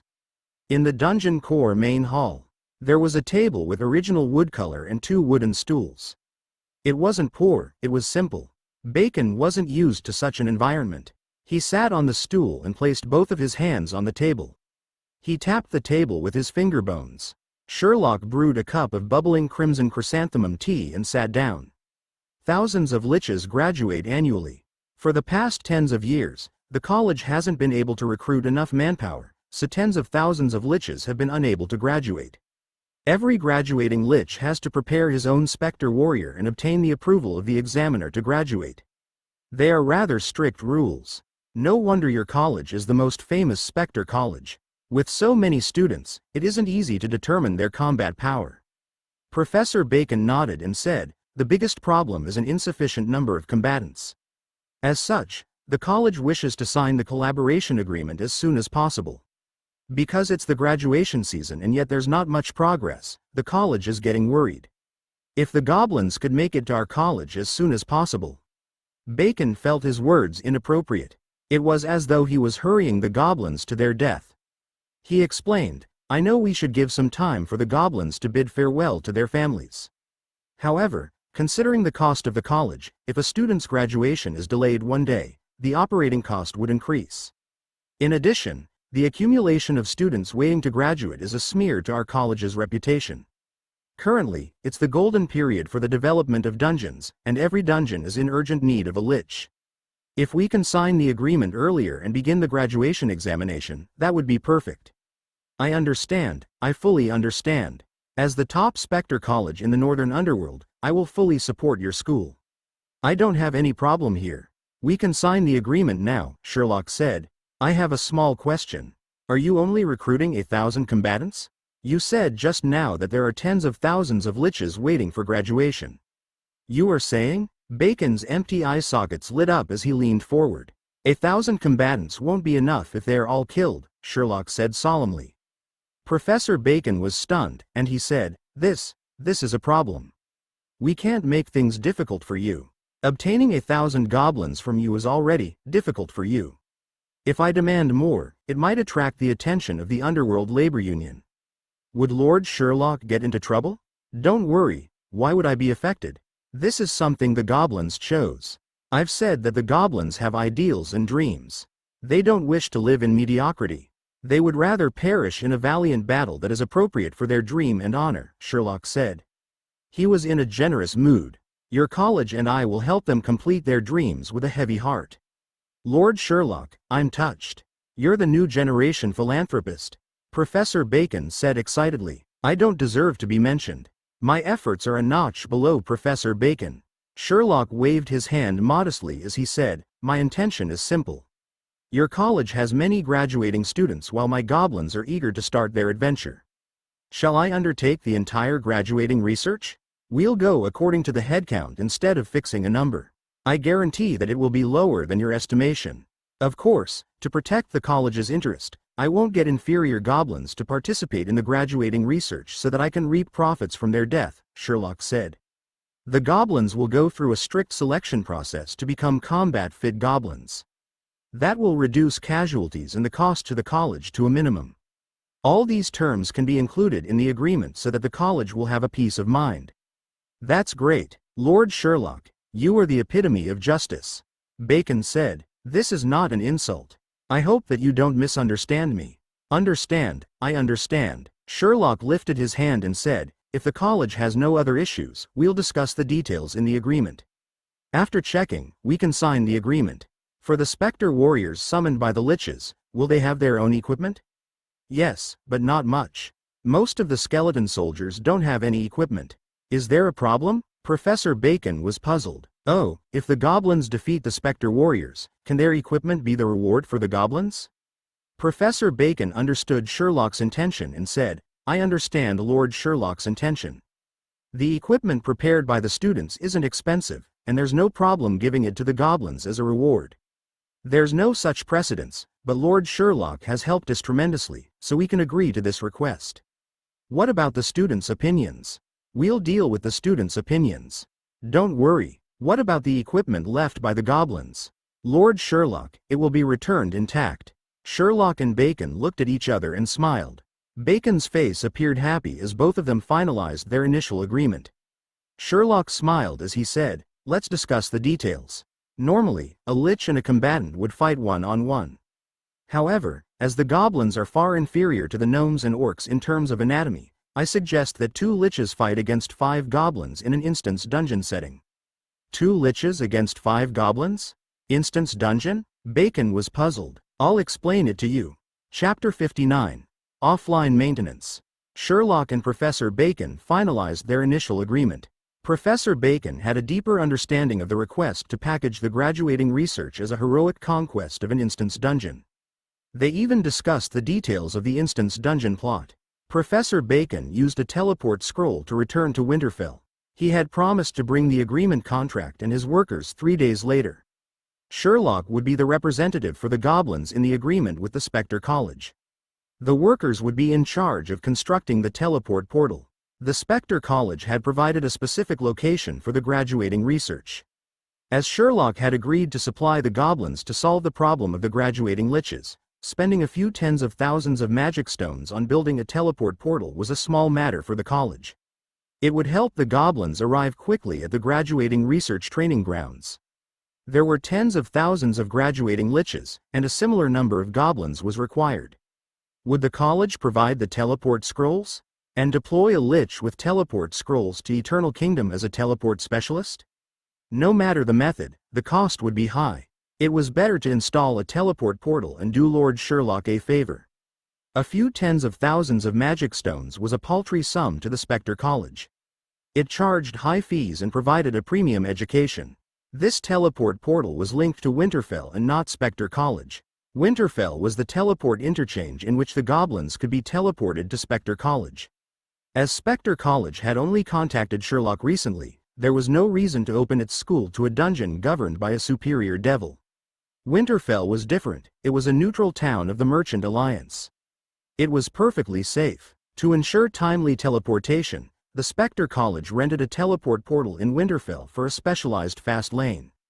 Sherlock was good with the arrangement as he didn't have to use teleport scrolls to travel to Winterfell in the future. After sending off Bacon, Sherlock looked at the diligent gamers before browsing the discussion forum, which was filled with posts by the beta gamers. Not Wearing Pants wrote a post titled, "Shirley's plot is awesome, all other games' cutscenes were inferior." The post attracted tens of thousands of replies. Though it wasn't the most popular post, it attracted Sherlock's attention. Sherlock opened the post, and the beginning was Not Wearing Pants' symbolic greeting. "Greetings everyone, it's me, Not Wearing Pants, for all katakana middle dot, no. It has been a week since I wrote the strategy guide on Kramer. Recently, there have been great changes in the plot. Those gamers who were offline and non-beta gamers who weren't able to witness it, it's alright. I have many screenshots for your viewing pleasure. Picture, picture, picture. The special effects are awesome compared to the previous games that I have played. The game has a 100% true-to-life animation that has a shocking effect. It is as though I am immersed in the Harry Potter universe. I would say the special effects are even better than Harry Potter. We will discuss the game plot. We found many skeleton soldiers in the spider's lair. Sylvanas posted a call to arms, and many gamers gathered in the spider's lair. Then we were shown the plot animation. That is correct. It is the Void Devil, Ba, Manaroth, Khan. Picture. There were a lot of us, and we weren't able to move during the animation. Of all the screen captures, this is the best one. Please bear with it. The mysterious Ba, Manaroth, Khan is the first boss with dialogue and is on par with Sherlock's power. Ba, Manaroth, Khan looked pretty cool. We only have the following information on Ba, Manaroth, Khan. 1. He is a boss with hit points. Though we didn't kill him, we will definitely fight him in the future. Everyone get ready to obtain Ba, Manaroth, Khan's leash. 2. He knows Shirley, but their relationship isn't good. He is on par or even higher than Shirley's level. 3. His goal is to destroy the Underworld, but he is being stopped by Shirley. This might be a contrived plot, so it won't be discussed. 4. 2 of his abilities are known. The first one is to summon skeleton soldiers. In the fight with Ba, Manaroth, Khan, they didn't come and help. The second one is to create a magical gust to blow the gamers all over the place. It didn't cause any damage to us. As this is a plot boss fight, the abilities are for consideration only. I'm not sure what his actual abilities are when we fight him in the dungeon. This is what we gathered about Ba, Manaroth, Khan. After defeating Ba, Manaroth, Khan, we got to know about a new plot mission from Shirley, but we will only get the details after Shirley has recovered his power. As Shirley hasn't recovered, the plot is currently unable to continue. As for when the plot will continue, we have to wait for updates, which are frequent during the beta testing. In the next encounter with the plot boss, could everyone please refrain from attacking our own gamers? Shirley's plot is really awesome. Please take a look at the pictures as my words are unable to express the awesomeness. I am sending Shirley's pictures. Picture. Currently, there are double rewards for the missions. I will hurry back to carry more bricks. Farewell. Dragon taking flight. The pictures showed that the producers are paying a lot for the special effects. Ing. Invincible stronghold. Imaginative Lich King attacks the sacred nuptial light. Dark sky. When Shirley was vulnerable, should you not have stabbed him? What if he has loot? High altitude rain. The previous poster is smart. Why did I not think of it? Young dragon. This is hilarious. Is the chest hair in the picture a pedicurist? Lang Zhe Li Zhe Lang. D*MN, its allies, stop. Manual comedy, seafood shaved ice.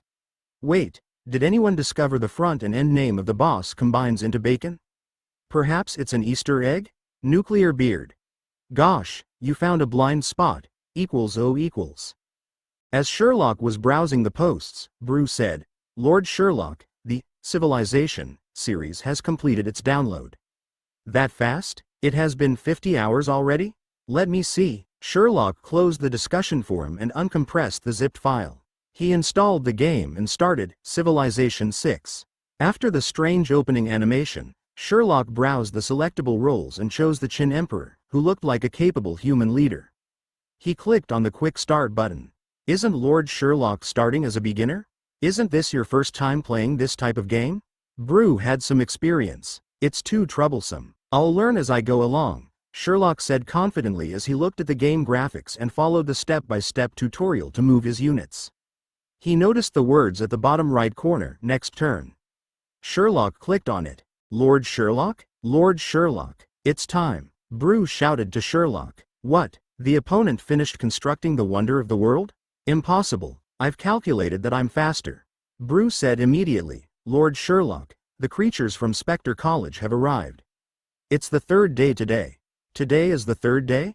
Sherlock lifted his head and saw the gamers working diligently outside. A few gamers bought beds and private land from Brew. During this period of time, Brew took over Sherlock's job. Sherlock was dazed. Why did time pass so fast?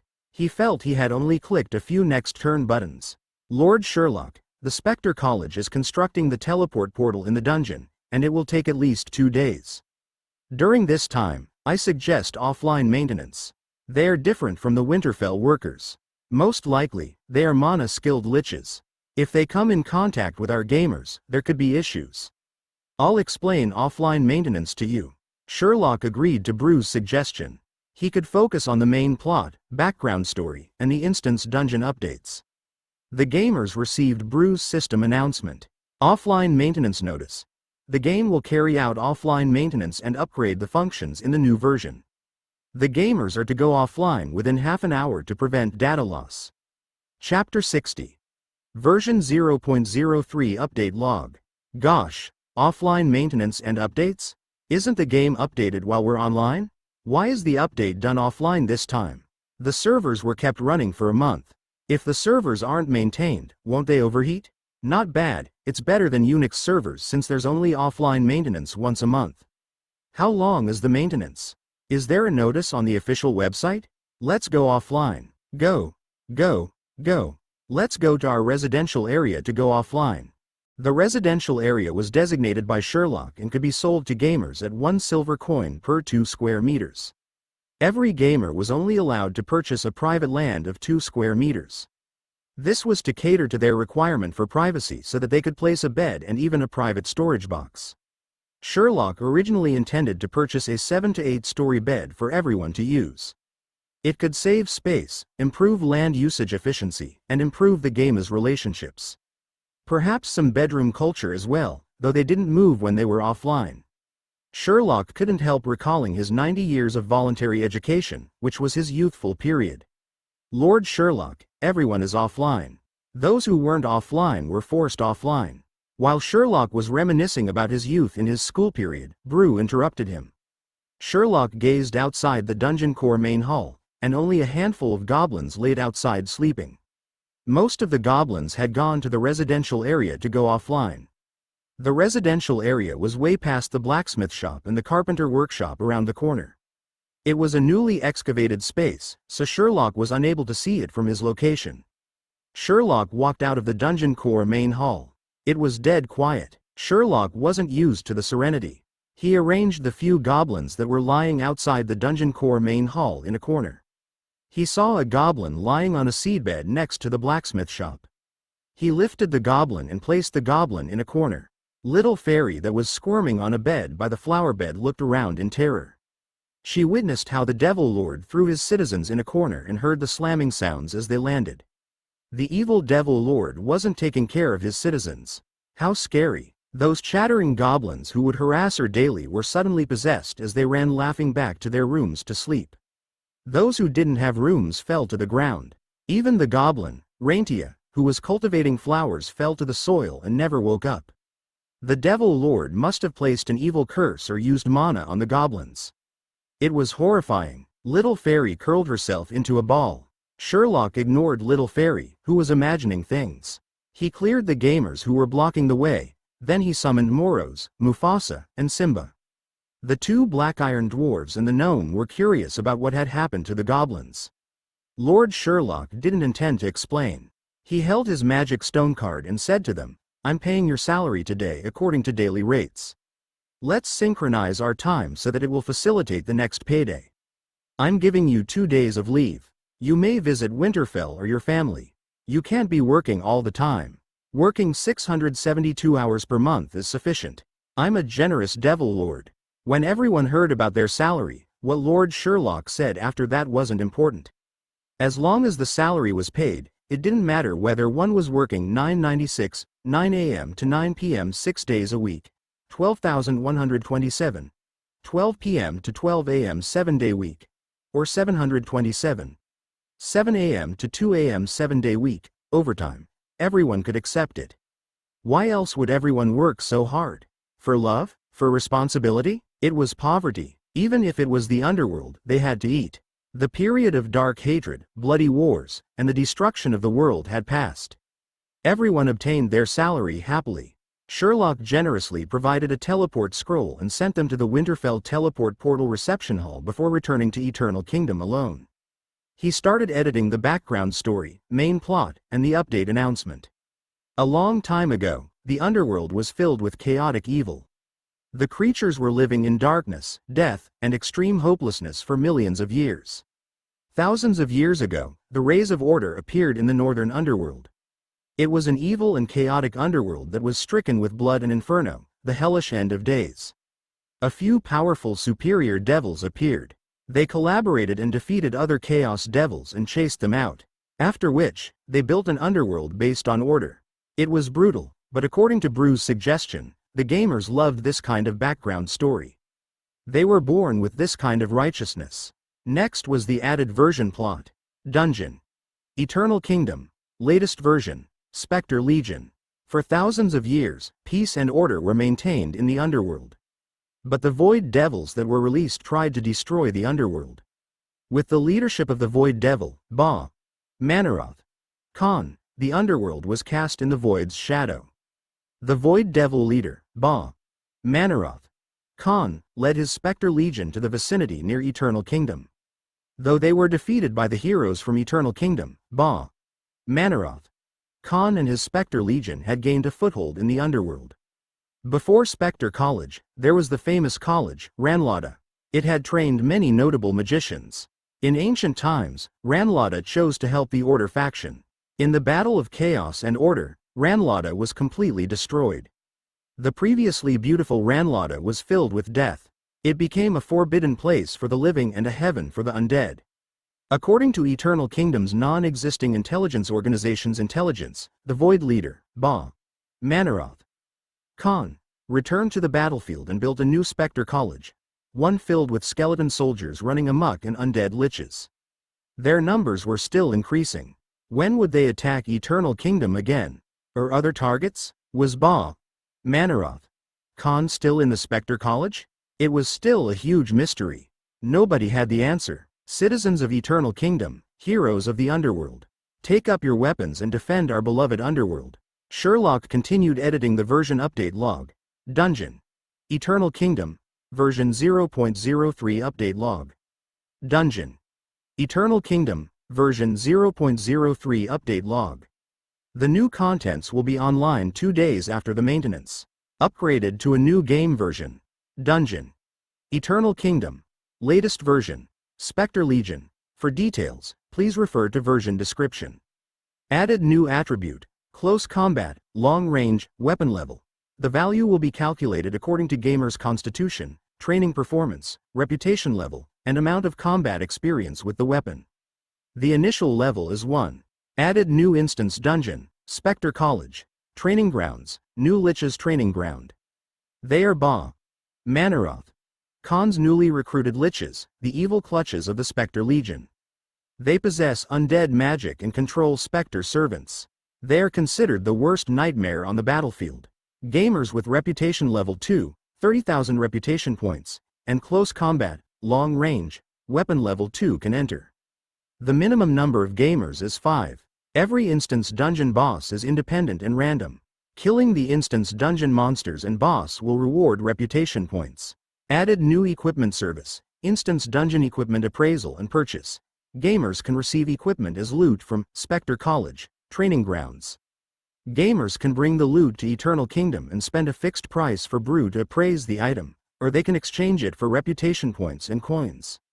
Added new equipment service, equipment redemption.